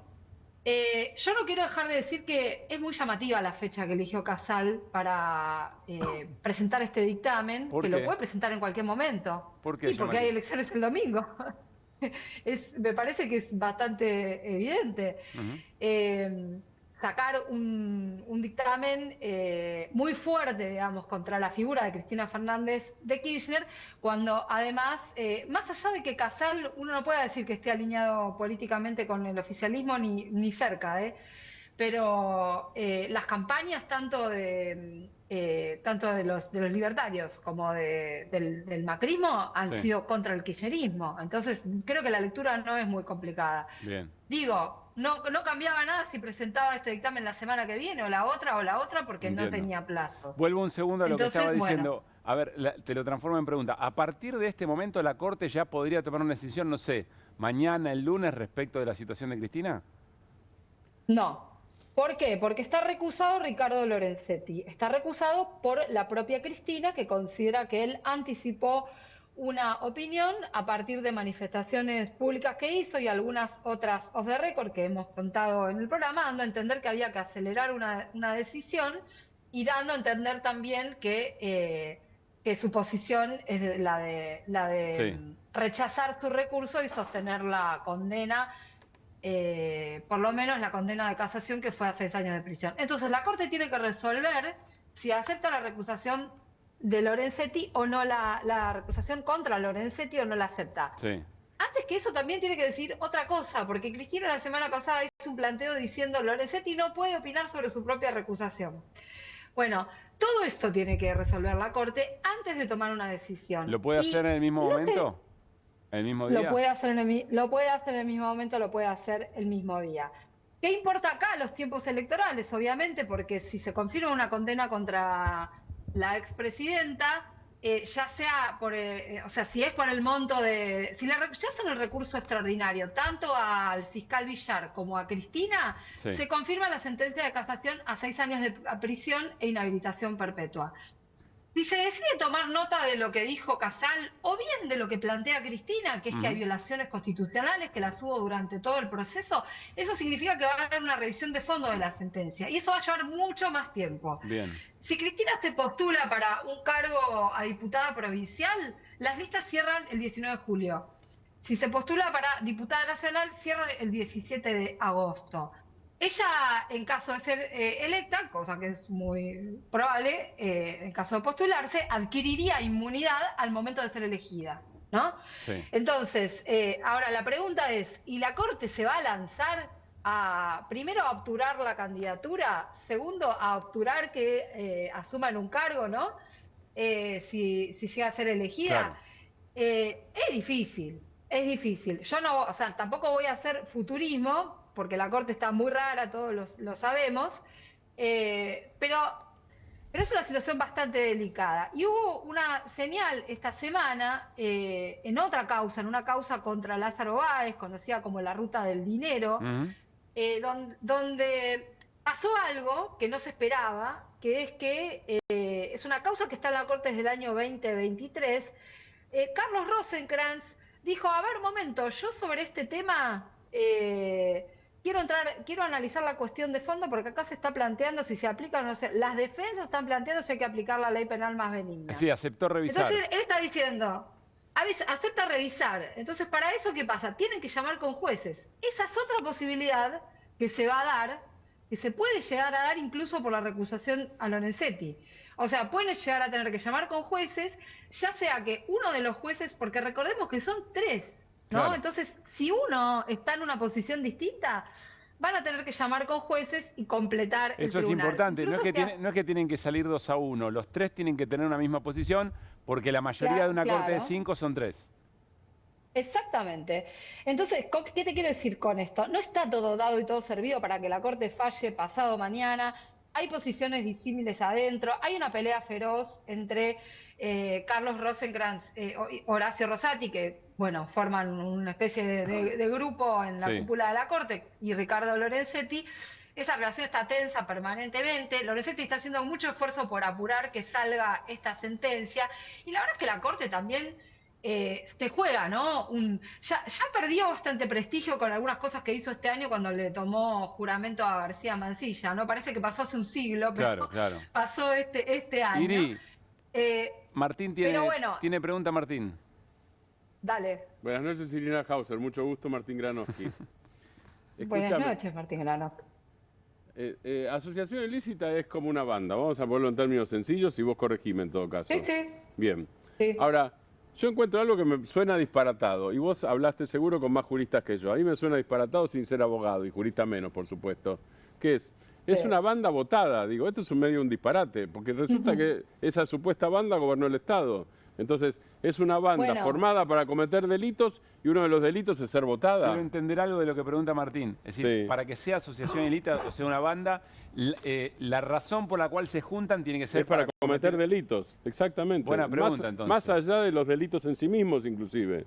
Por eso esto agrava la pena. Exactamente. Por eso esto agrava la pena. Ahora, es una banda formada para ser votada. Es un disparate esto, me suena delirio. Yo coincido con vos, pero además los precedentes de la Corte dicen que que el Estado no puede ser una asociación ilícita. Claro. ¿Sabes en qué caso lo dijo? En el caso de la venta de armas a Ecuador y Croacia, hace muchos años, pero el concepto era ese, que ese delito no se podía aplicar. Claro. Además, la asociación ilícita tiene toda una cuestión, es una figura muy controvertida, que se ha utilizado claramente como modo persecutorio, ¿no?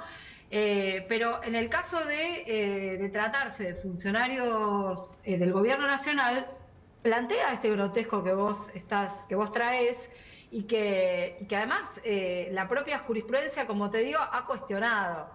Me resulta difícil que puedan sostener la posición de defender la asociación ilícita. Me parece que Casal en esto tuvo una postura más bien corporativa, con el resto de los fiscales, de bancar a su fiscal,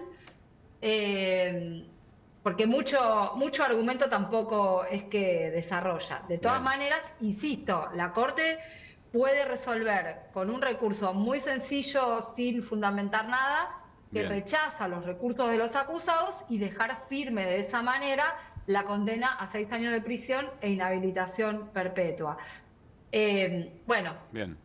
La verdad no tiene tiempos la Corte, ya lo hemos dicho. Todos los tiempos que acá corren son tiempos políticos, y creo que bastante cascoteada está la Corte Suprema como para exponerse a un escándalo más. Pero eso, es una apreciación mía, ¿no? Personal. Irina, muchas gracias y buenas noches. Un abrazo a todos y todas. Bueno, nos vamos a ir a una tanda, y al regresar nos metemos de lleno en todo el tema Tierra del Fuego. ese régimen de promoción industrial, qué es lo que qué quiere el gobierno, qué se plantea, con un tuit muy particular de Bogiano, ¿no? Uno de los economistas cercanos, que decía algo así como 7.000 personas sin empleo versus 47 millones de personas que pueden comprar más barato un celular, la cuenta me da perfecto. Va a contestar este argumento Hernán Lecher y nos vamos a meter de lleno en el problema con una entrevista desde Río Grande en Tierra del Fuego. Ya venimos. Es Credinauta. Eduardo también. Y Luis y Mercedes y Pablo son Credinautas. Ellos y miles de argentinos formamos Banco Credicop. Y somos Credinautas porque desde siempre creímos que es mejor hacerlo juntos y no hacerlo solos. Porque somos cooperativos y solidarios. Y porque sabemos que solo nos salvamos si lo hacemos entre todos. Ahora, hacete vos también, Credinauta. Movete a Credicop. Movete a un banco distinto. Banco Credicop Cooperativo. La banca solidaria. Con energía voy a despertar. Duermo mejor con Belmo. Belmo, Belmo, Belmo es el colchón ideal. Duermo mejor con Belmo. Belmo, Belmo, con Belmo sueño espectacular. En Pilar contamos con Mimuni, nuestra herramienta digital de atención ciudadana para solicitar turnos, realizar trámites y gestionar reclamos de manera ágil y cercana. Descárgate la app o chatea con nosotros por WhatsApp a través de 11 52 38 68 64, las 24 horas del día. También podés acercarte a cualquiera de nuestros puntos Muni de lunes a viernes de 8 a 18 horas y los sábados de 9 a 15 horas. En Pilar seguimos acercando el Estado a todos y todas las pilarenses. Pilar presente con futuro.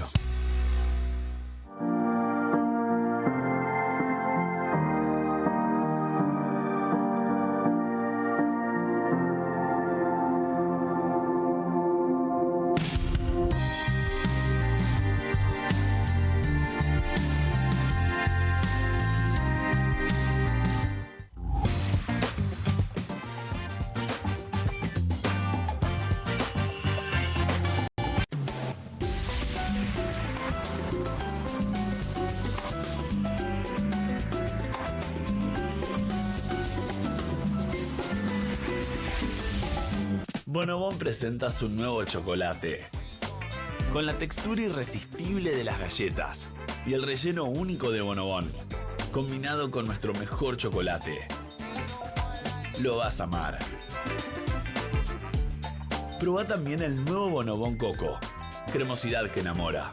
Hay una casta superior que es los periodistas que si mienten, calumnian, injurian y dicen cualquier cosa. ¿Tenés ahí los nombres de los periodistas que tengo que meter en cana? No nos tomamos esto a la joda, como esos periodistas mentirosos. Y dentro de la cancha vale todo, que la vayan a buscar, la tienen adentro. Soy un abanderado de la batalla cultural, pero los imbéciles con déficit de IQ doméstico, ¡ay, no, miedo! Mientras que las imbéciles de los periodistas... ¿Sabes la cantidad de periodistas que tengo para mandar a la hoguera? Las mentiras de los medios. Y periodistas ensobrados, operadores, basuras. No me venga con que son inocentes. No digo que sean tan malos como los periodistas. Digamos, raya el mal gusto propio de cerdos. Creo que es una ofensa decirle periodista así. Milei odia al periodismo. Nosotros amamos al periodismo. Suscríbete a perfil.com. ¿El dolor de garganta arruinó tu día? Confía en Strepsils para darlo vuelta. Su doble efecto actúa de manera local, aliviando el dolor y la inflamación en tan solo 2 minutos. Y con un efecto duradero de hasta por 4 horas. Decile chau al dolor de garganta con Strepsils.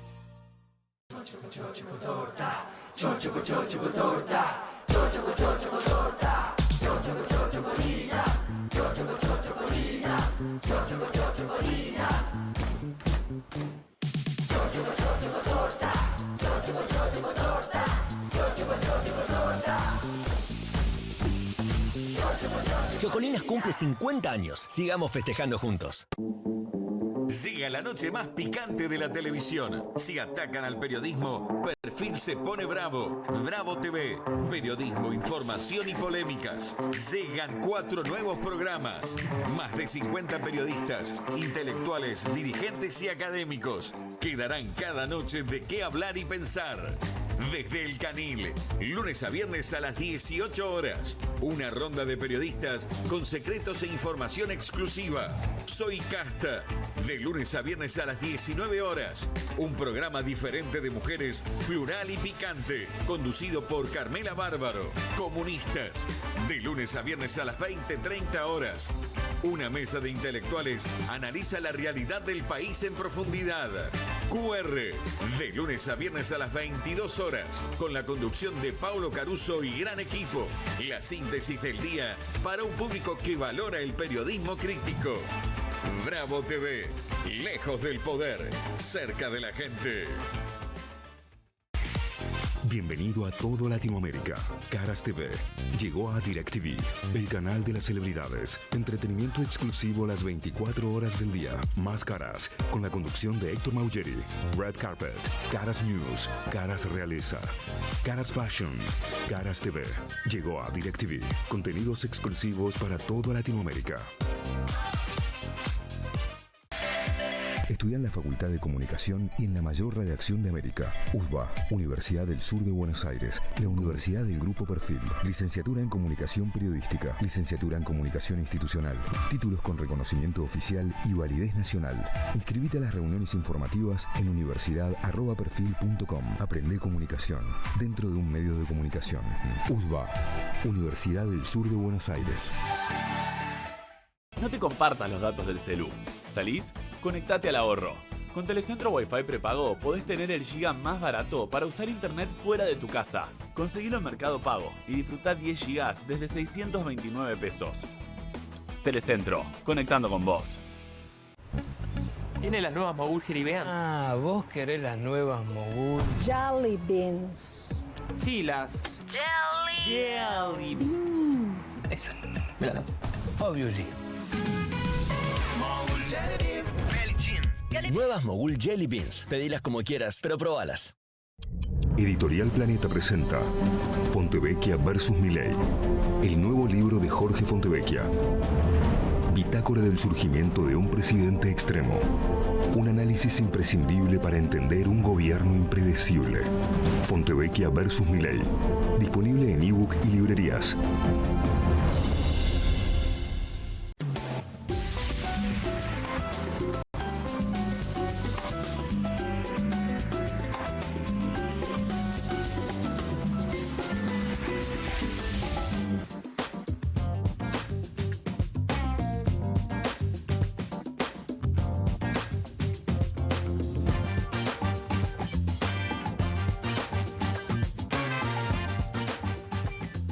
Seguimos en QR y vamos a meternos en el tema Tierra del Fuego, el régimen de promoción industrial y la decisión del propio gobierno. Me parece, Hernán, buen momento para, si querés, resumir un poco cuál es la decisión, qué impacto tiene y dónde está el momento, digamos, ¿no? La tensión. El gobierno decidió bajar aranceles para la importación de productos electrónicos, afectando lo que se produce en la isla. Esencialmente estamos hablando sobre todo de celulares, de electrónica en todas sus facetas.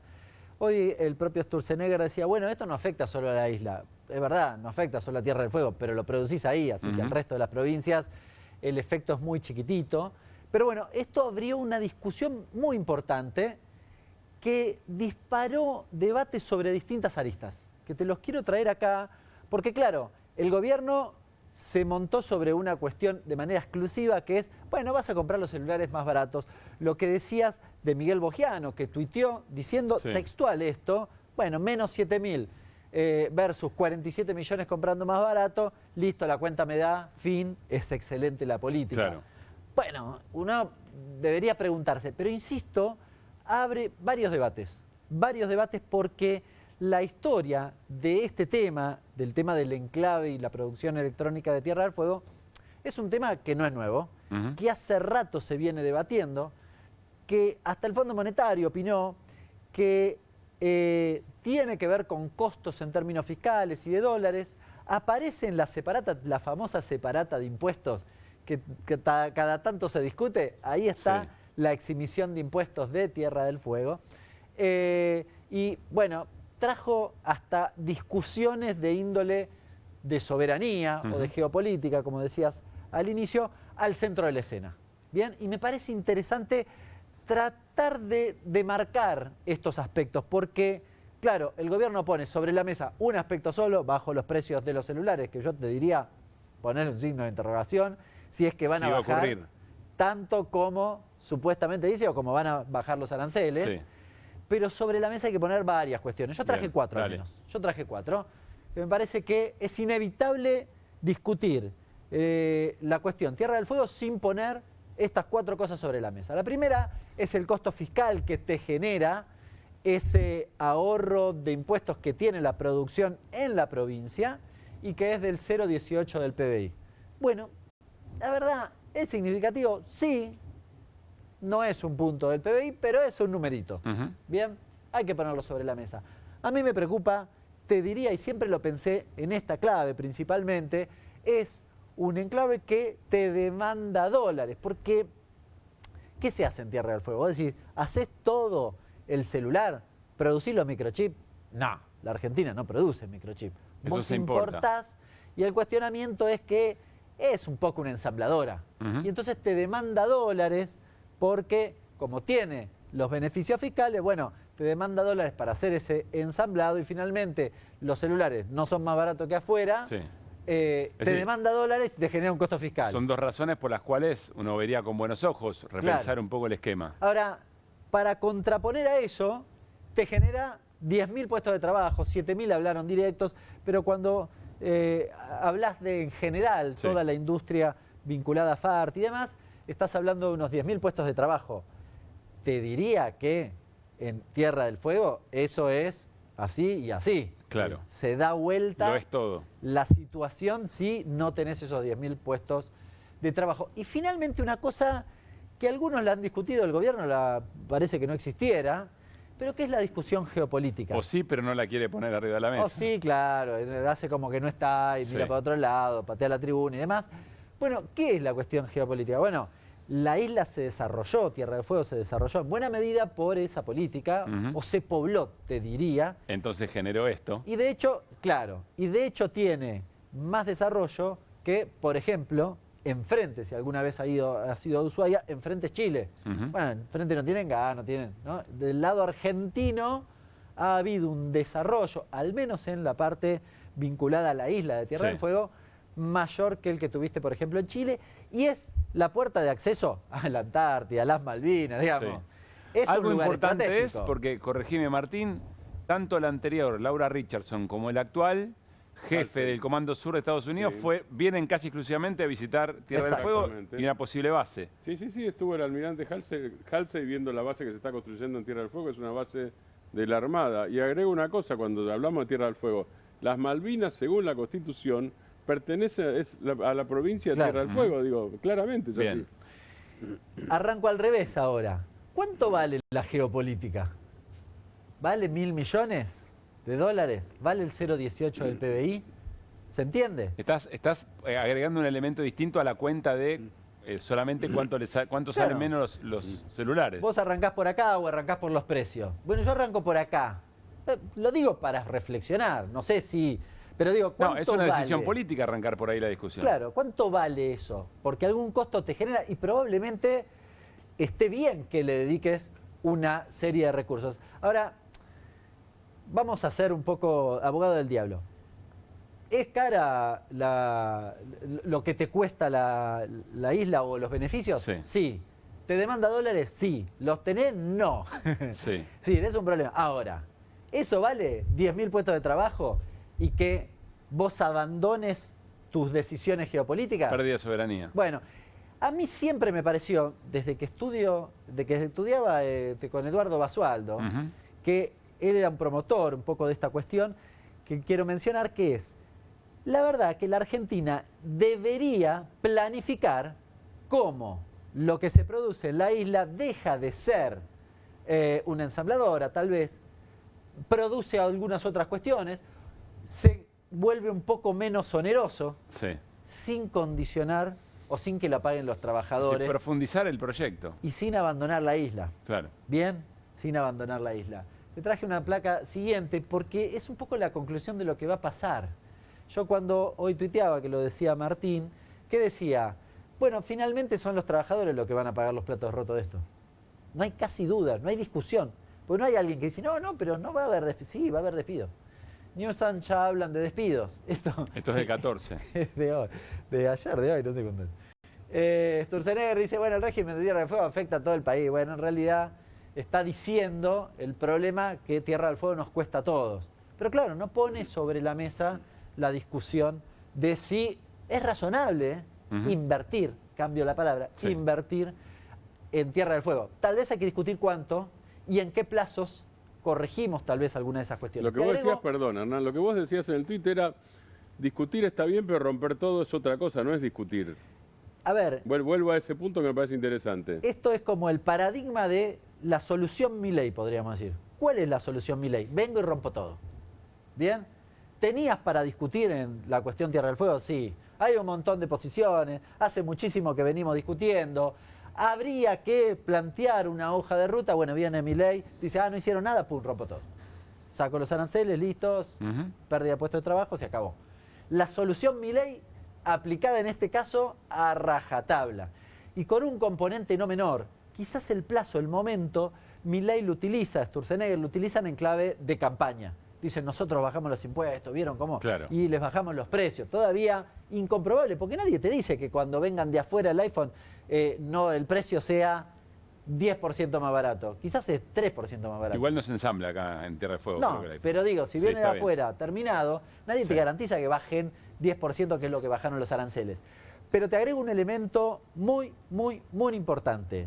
¿Sabes dónde está escrito desarmar el enclave de Tierra del Fuego? ¿Dónde?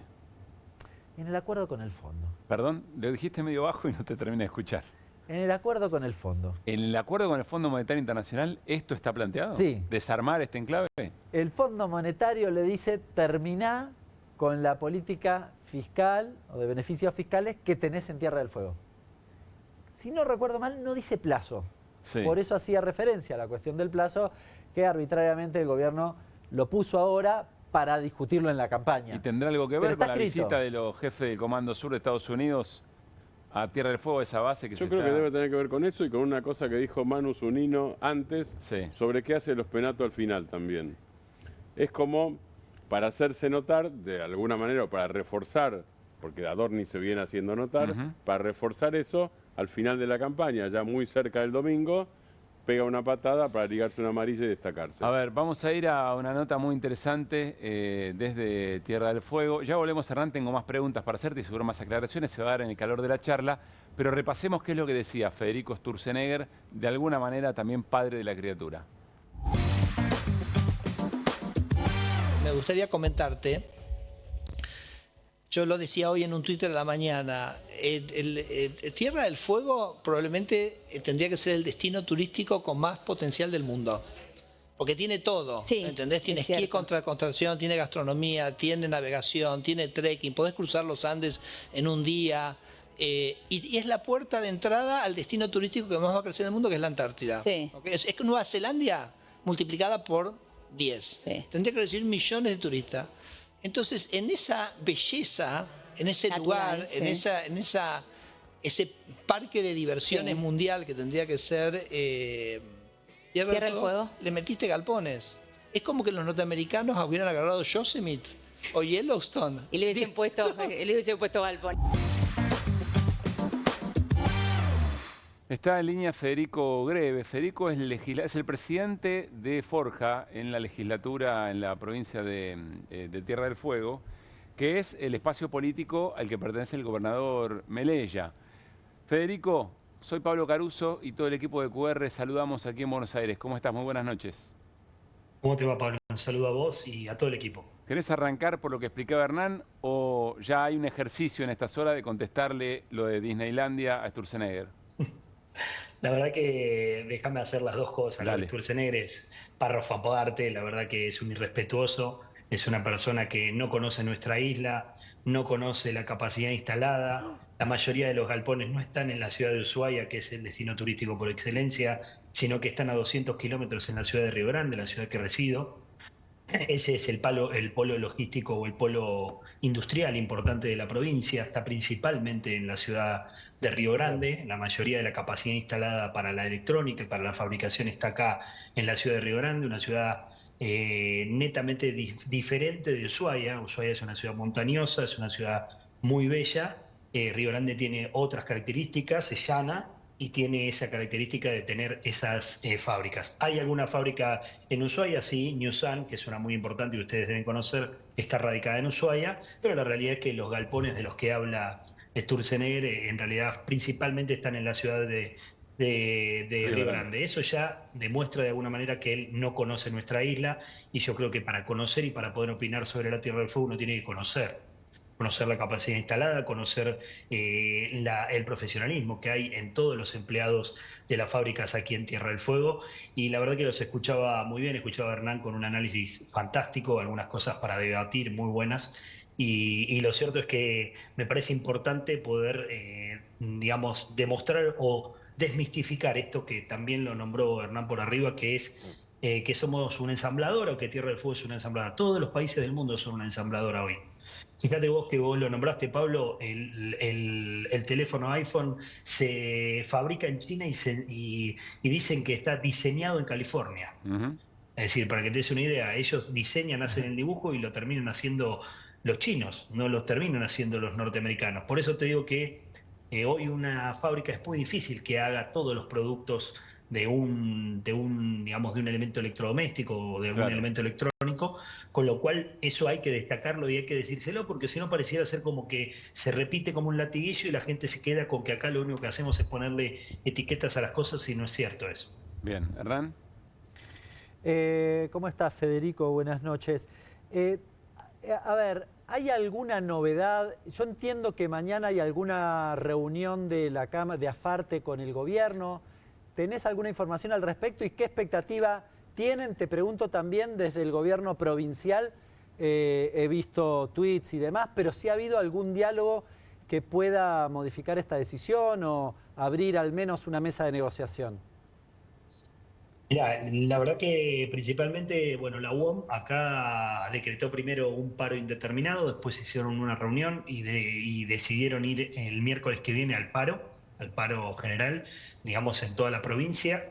Esa decisión obviamente está tomada por los gremios, fue comunicada también al gobierno de la provincia. El gobierno de la provincia está haciendo lo propio con lo que vos decís, tratando de contactarse con, digamos, con las autoridades nacionales para poder, digamos, reclamar respecto de esta medida que, como vos bien lo decías, si bien le estás dando un beneficio porque le estás quitando impuestos internos, que eso corresponde, hoy le estás quitando impuestos a la importación de productos y eso hace que los productos entren libremente a la Argentina, cuando los ídolos del gobierno nacional, los Estados Unidos, le ponen un arancel de 130% a China para que ingresen sus productos. Entonces nosotros no protegemos nuestra industria local con esta burrada que dice Bogiano, discúlpenme la expresión, pero la verdad que hablar de que no le importen 7.000 puestos de trabajo es no ser federal, es ser centralista, es tener una mirada muy chiquita de lo que es la Argentina, y la Argentina no es el Obelisco y las 40 manzanas que están alrededor, sino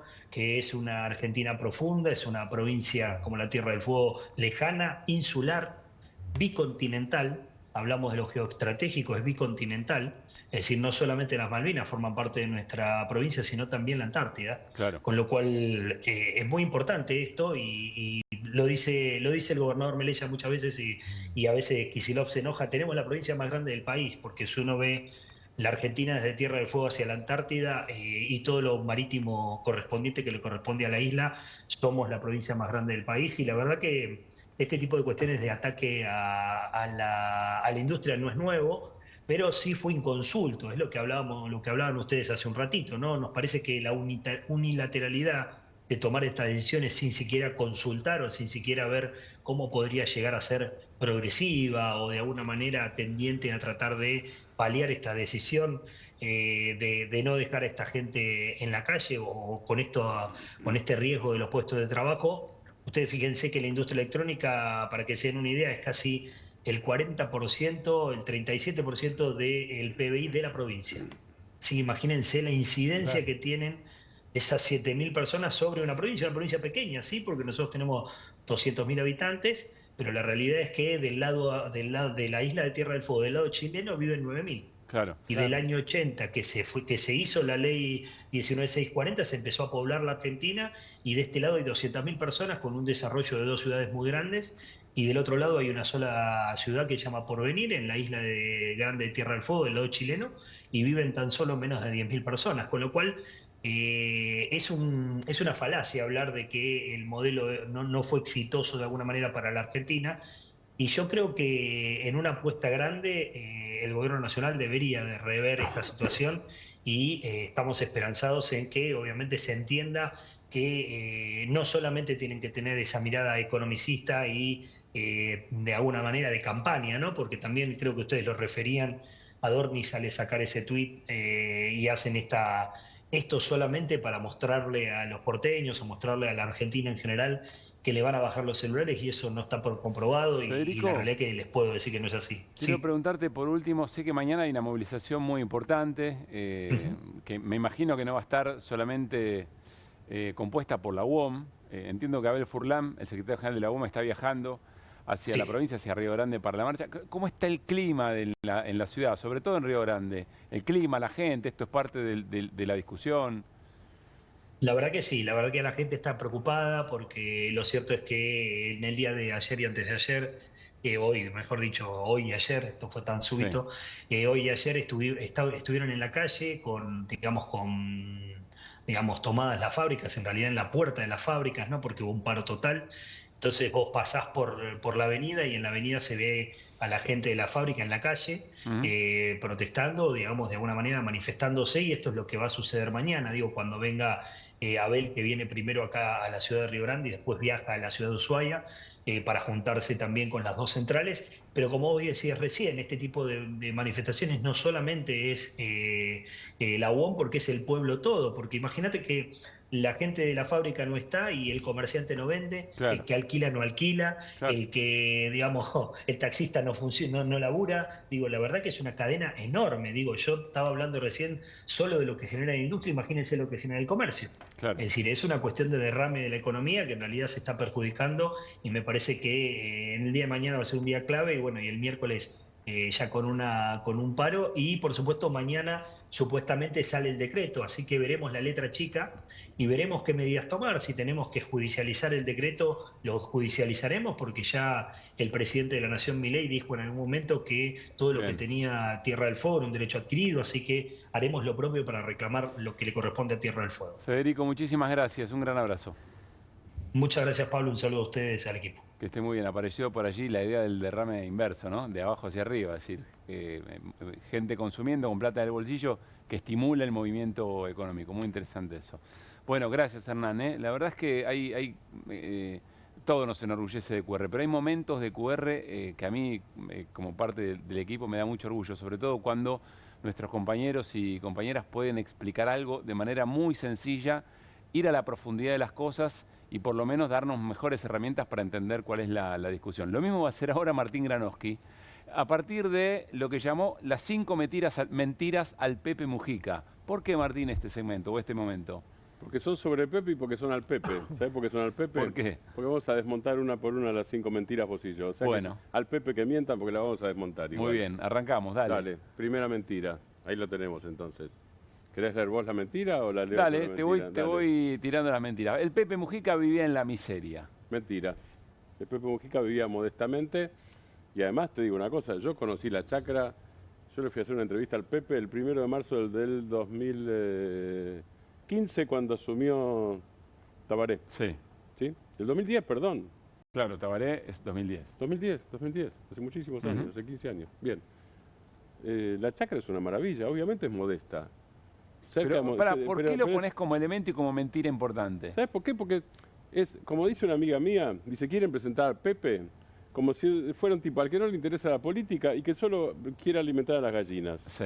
Es una estupidez. Dice, no es miseria eso es modestia. O austeridad, si querés. Bien. No es miseria Pues si no ahí está la chacra, si no es la romantización de la miseria. Entonces, qué lindo Pepe que vive en la miseria, y qué linda es la miseria, que es la conclusión de eso. ¿Y qué ejemplo tiene que ser para el resto? ¿Y qué ejemplo para todo? Ahora, ¿qué ejemplo? Claro, exactamente. ¿Y qué ejemplo para la gente que realmente vive en la miseria? Al final, si un expresidente vive en la miseria, ¿por qué vos no podés vivir en la miseria también? Muy bien. Bueno, primera de mentiras. A ver, la segunda. Segunda. Pepe Mujica era un filósofo, ahí está, si querés rápidamente, si tenemos tiempo. Acá está porque no es miseria. Perdón. Ahí está. El Papa dijo, esto lo dice delante, con Pepe Mujica delante. Dice, parafraseando al expresidente latinoamericano que está por acá, lo dice en Roma, el que tenga afición por el dinero, las mansiones suntuosas y los autos de lujo, por favor que no se meta en política. No dice el que viva modestamente, no. El que quiera eso, que no se meta en política. Que no se meta en una organización social o en un movimiento popular, porque se va a hacer mucho daño a sí mismo y al prójimo. Va a manchar, decía Francisco, la noble causa que enarbola. Y que tampoco se meta en el seminario. De paso, ¿no? Que tampoco, o sea, que no, política ni acá. Acá no me embromen, en la política no, pero acá tampoco. Muy bien, vamos esa es la idea. Vamos con la segunda mentira. El Pepe era un filósofo ermitaño, así aparecía presentado, una especie de pastor, un tipo que vivía en una cueva. Está bien la idea de pastor. Sí, pero el pastor en una cueva. Inofensivo en términos de construcción política. Claro, con todo respeto por quien quiera hacer vida contemplativa. Yo no estoy en contra de lo que quieran hacer las monjas o los monjes de vida contemplativa. Lo que digo es, el Pepe no era eso. ¿Qué era el Pepe? Escuchemos algo que del otro día, o veamos, que el otro día hizo el canal de la ciudad de Montevideo, que aquí mismo pasamos. Dale. Y hay de aquellos que se creen que el poder está arriba y no se dan cuenta que el poder está en el corazón de las grandes masas. Gracias. Me costó una vida, tal vez, aprenderlo. ¿Por qué este corte opera en las mentiras? Porque el poder está en las grandes masas. Es decir, el tipo no era primero, está con las grandes masas, fue presidente, fue constructor, el poder está entre las grandes masas. Ahí está. No es un ermitaño que solamente brindaba testimonio, con su propia vida. No, es otra cosa. Eso es política. Y política con las grandes masas, ni siquiera con masas, dice las grandes masas. Para ser muy clarito. Seguimos con las mentiras, ahí está. El Pepe Mujica, esto es una mentira muy argentina y sobre todo de la derecha argentina. Estaba por encima de la política partidaria. Está por encima de la política partidaria. El Pepe sobrevuela, el Pepe es como una política asexuada, una política sin sexo, sin sangre, ¿viste? Sin nada, sin pasión, sin nada por el estilo. Mentira. Vamos a ver, ¿a qué pertenecía Pepe? Al Frente Amplio. ¿Cuándo nace el Frente Amplio? En 1971 con este señor que está en pantalla, que era el general Liber Seregni, que termina después 8 años preso en una parte de la larga dictadura uruguaya que duró 12 años. Seregni termina preso. Este fue el creador del Frente Amplio en 1971. El Frente Amplio pierde las primeras elecciones, pierde las segundas, gana recién en el 2005 con Tabaré Vázquez. Este es Seregni. Y después hay otros dos personajes importantes, hay más, pero vamos a ver los más importantes. Ahí están los dos. El que le pone la banda a Pepe Mujica, estamos yendo de adelante para atrás, porque esto es el 2010. El que le pone la banda, ahí tenemos las dos cosas. Repasemos un segundito. La última escena, esta es del 2015. ¿Quién es? ¿Diciendo bien? Estoy en el 2015. Tabaré Vázquez ya fallecido. El primer presidente del Frente Amplio. Pero en su segundo mandato. En su segundo mandato. El primer mandato de Tabaré Vázquez, que había sido intendente de Montevideo, elegido en 1989, arranca el 1 de marzo del 2005. Bien. Ahí, después viene Pepe Mujica y después vuelve Tabaré Vázquez. En este intercambio de bandas, que así parece casi parece un baile, parece un minué, lo que hay es una sólida construcción política. Porque ¿qué había hecho Liber Seregni? Liber Seregni juntó a los dirigentes del Frente Amplio, que hasta ese momento estaban peleados, enfrentados, etcétera, etcétera, y le dijo, así no va, pero no va porque no vamos a ganar nunca. Y se hizo un pacto. Y a partir del pacto, entre los dos grandes sectores del Frente Amplio, el que venía de los Tupamaros, en términos centrales, pero no solo Tupamaros, el que venía de una izquierda no socialista ni comunista, en todo caso, más latinoamericanista, que era el sector de Pepe Mujica, y por el otro lado, Tabaré Vázquez ya fallecido y Danilo Astori, otro personaje también fallecido. Más ellos dos socialistas y también el comunismo, que termina después más cerca de Pepe Mujica, el Partido Comunista Uruguayo.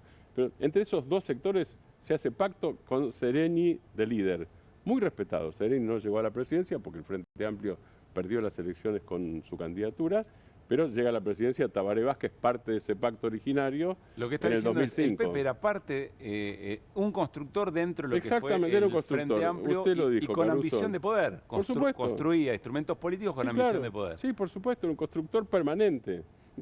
Hay una cosa que el Pepe dice, cuando el Pepe dice, el hombre tiene que tener tiempo para hacer lo que tiene ganas, en general los recortes de estos días se quedan ahí, el ocio. Y el Pepe habla del ocio, es cierto eso, pero cuando habla del ocio y detalla, dice, para cultivar las flores, y a mí me gusta cultivar las flores, para alimentar las gallinas, y a mí me gusta alimentar las gallinas, y a otro le puede gustar la música, y a otro le puede gustar la física, y a otro le puede gustar ser astronauta, dice, y a otros, y a mí también, le puede gustar, entre los derechos, no solo entre las obligaciones, le puede gustar servir al prójimo desde la política, dice el Pepe. Lo pone entre el derecho al ocio del ser humano, lo pone ahí. Bien. Bien. ¿Qué Se más? nos va terminando el programa, vamos a la última mentira. La cuarta. No, la Pepe cuarta Mujica era mentira. antiperonista. Apuremos. El Pepe Mujica era antiperonista. Mentira. Foto. Ahí está. Esto es 2016. El Pepe ya era expresidente en este momento. Y ahí se ven, el primero es Javier Mourinho. Gioja. El segundo es Gioja, José Luis Gioja, que era presidente del Partido Justicialista.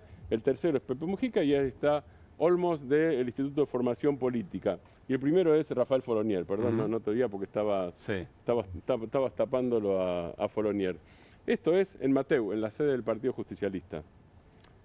El propio Gioja cuando arranca, yo estuve ahí cubriendo, el propio Gioja cuando arranca dice esto es un hecho histórico y Pepe Mujica dice yo no me voy a meter en la política argentina, soy amigo de los argentinos, soy amigo del pueblo argentino, pero es un hecho histórico. Gioja le regala, ahí se ve que el Pepe lo tiene encima, le regala cuadritos de Evita y de Perón en ese momento, el Pepe lo recibe, emoción, etcétera, etcétera. El Pepe primera Mujica vez que pasó. Parece que no era antiperonista. Vamos más acá. Hay un saludo de Cristina y está esta foto. Cristina manda una delegación. Esto es ayer, ¿no? Y además de la delegación, el gobierno de la provincia de Buenos Aires va de izquierda a derecha. Cuervo Larroque, Axel Kicillof, Carlos Carlibianco, ministro de Gobierno, ayer en Montevideo. Los tres peronistas. Parece que entre el peronismo y el Pepe Mujica, y con un entre el vínculo peronismo con y el Frente Cristina Amplio. y con Néstor Kirchner también muy cercano, más allá de que por siempre supuesto. se repara en algunas frases. Sí, se repara en la frase, pero nunca se repara en lo importante. Lo importante en la relación entre Pepe y Cristina es que hacen el acuerdo para terminar con el problema de las pasteras, los dos lo firman y los dos lo hacen cumplir, y lo hacen cumplir duramente en la Argentina y en Uruguay, cada uno lo hace cumplir duramente, tan duramente que Cristina lo manda a Aníbal Fernández a hacer denuncias penales directamente para terminar con la historia del puente ocupado. Digo, es eso. Bien. Y se termina el conflicto. Y la última, desarmando las 5 mentiras al Pepe. Pepe está. Mujica era un pacifista que no se metía en el barro de la política mundial. Sí, era de nuevo, el profeta y solamente hablaba. Sí. Mentira. A ver, Mentira. Y vamos a dar un ejemplo. ¿cómo lo Acá tenemos argumentamos? un ejemplo. El otro día el Beto Quevedo habló de la importancia que tuvo el Pepe Mujica en el descongelamiento de relaciones en aquel momento, después Trump vuelve para atrás, entre Obama y Cuba, esa es una parte, y la otra parte fue en la visita del Papa a Cuba. Ya había estado Juan Pablo II, pero no había sido una visita amistosa esa. En todo caso, la visita amistosa fue la de Francisco, que antes de ver a Raúl Castro se ve con Fidel Castro. Pero en esta foto tenemos a otro señor, que es Juan Manuel Santos, que fue presidente de Colombia. Y Santos es el que llega al acuerdo con la FARC, las Fuerzas Armadas Revolucionarias de Colombia, después de casi 50 años de conflicto. Y el que me dio, uno de los que me dio, no el único, pero uno de los que me dio decisivamente en el conflicto, es el señor que hay al lado, que es un tal Pepe Mujica, que parece que no se dedicaba a encerrarse en la cueva. Ese era un barro para meterse. Sí, claro, y era un barro complicado porque además es de esa cosa que vos no sabés si te van a salir bien. Es una apuesta fuerte meterte en ese tipo, en un conflicto de 50 años. Muy bueno, Martín, y muy necesario para este tiempo alrededor de la figura del Pepe Mujica y la discusión por su legado y la disputa de sentido respecto de qué significa para la política el Pepe Mujica. Bueno, nos estamos despidiendo. ¿Entra el escroleo o no, Juli? Entra el escroleo, tenemos escroleo. Miren lo que pasó hoy en medio de las campañas. en la campaña de un candidato que hay que ver cómo le va. Caruso Lombardi, Ricardo Caruso Lombardi. ¿Con quién se encontró? Estaba en un descapotable, a ver. Vine a cubrir la caravana, el cierre de campaña de Caruso Lombardi arriba de un micro descapotable y nos cruzamos con Leandro Santoro. Mirá, ahí estaba en su auto.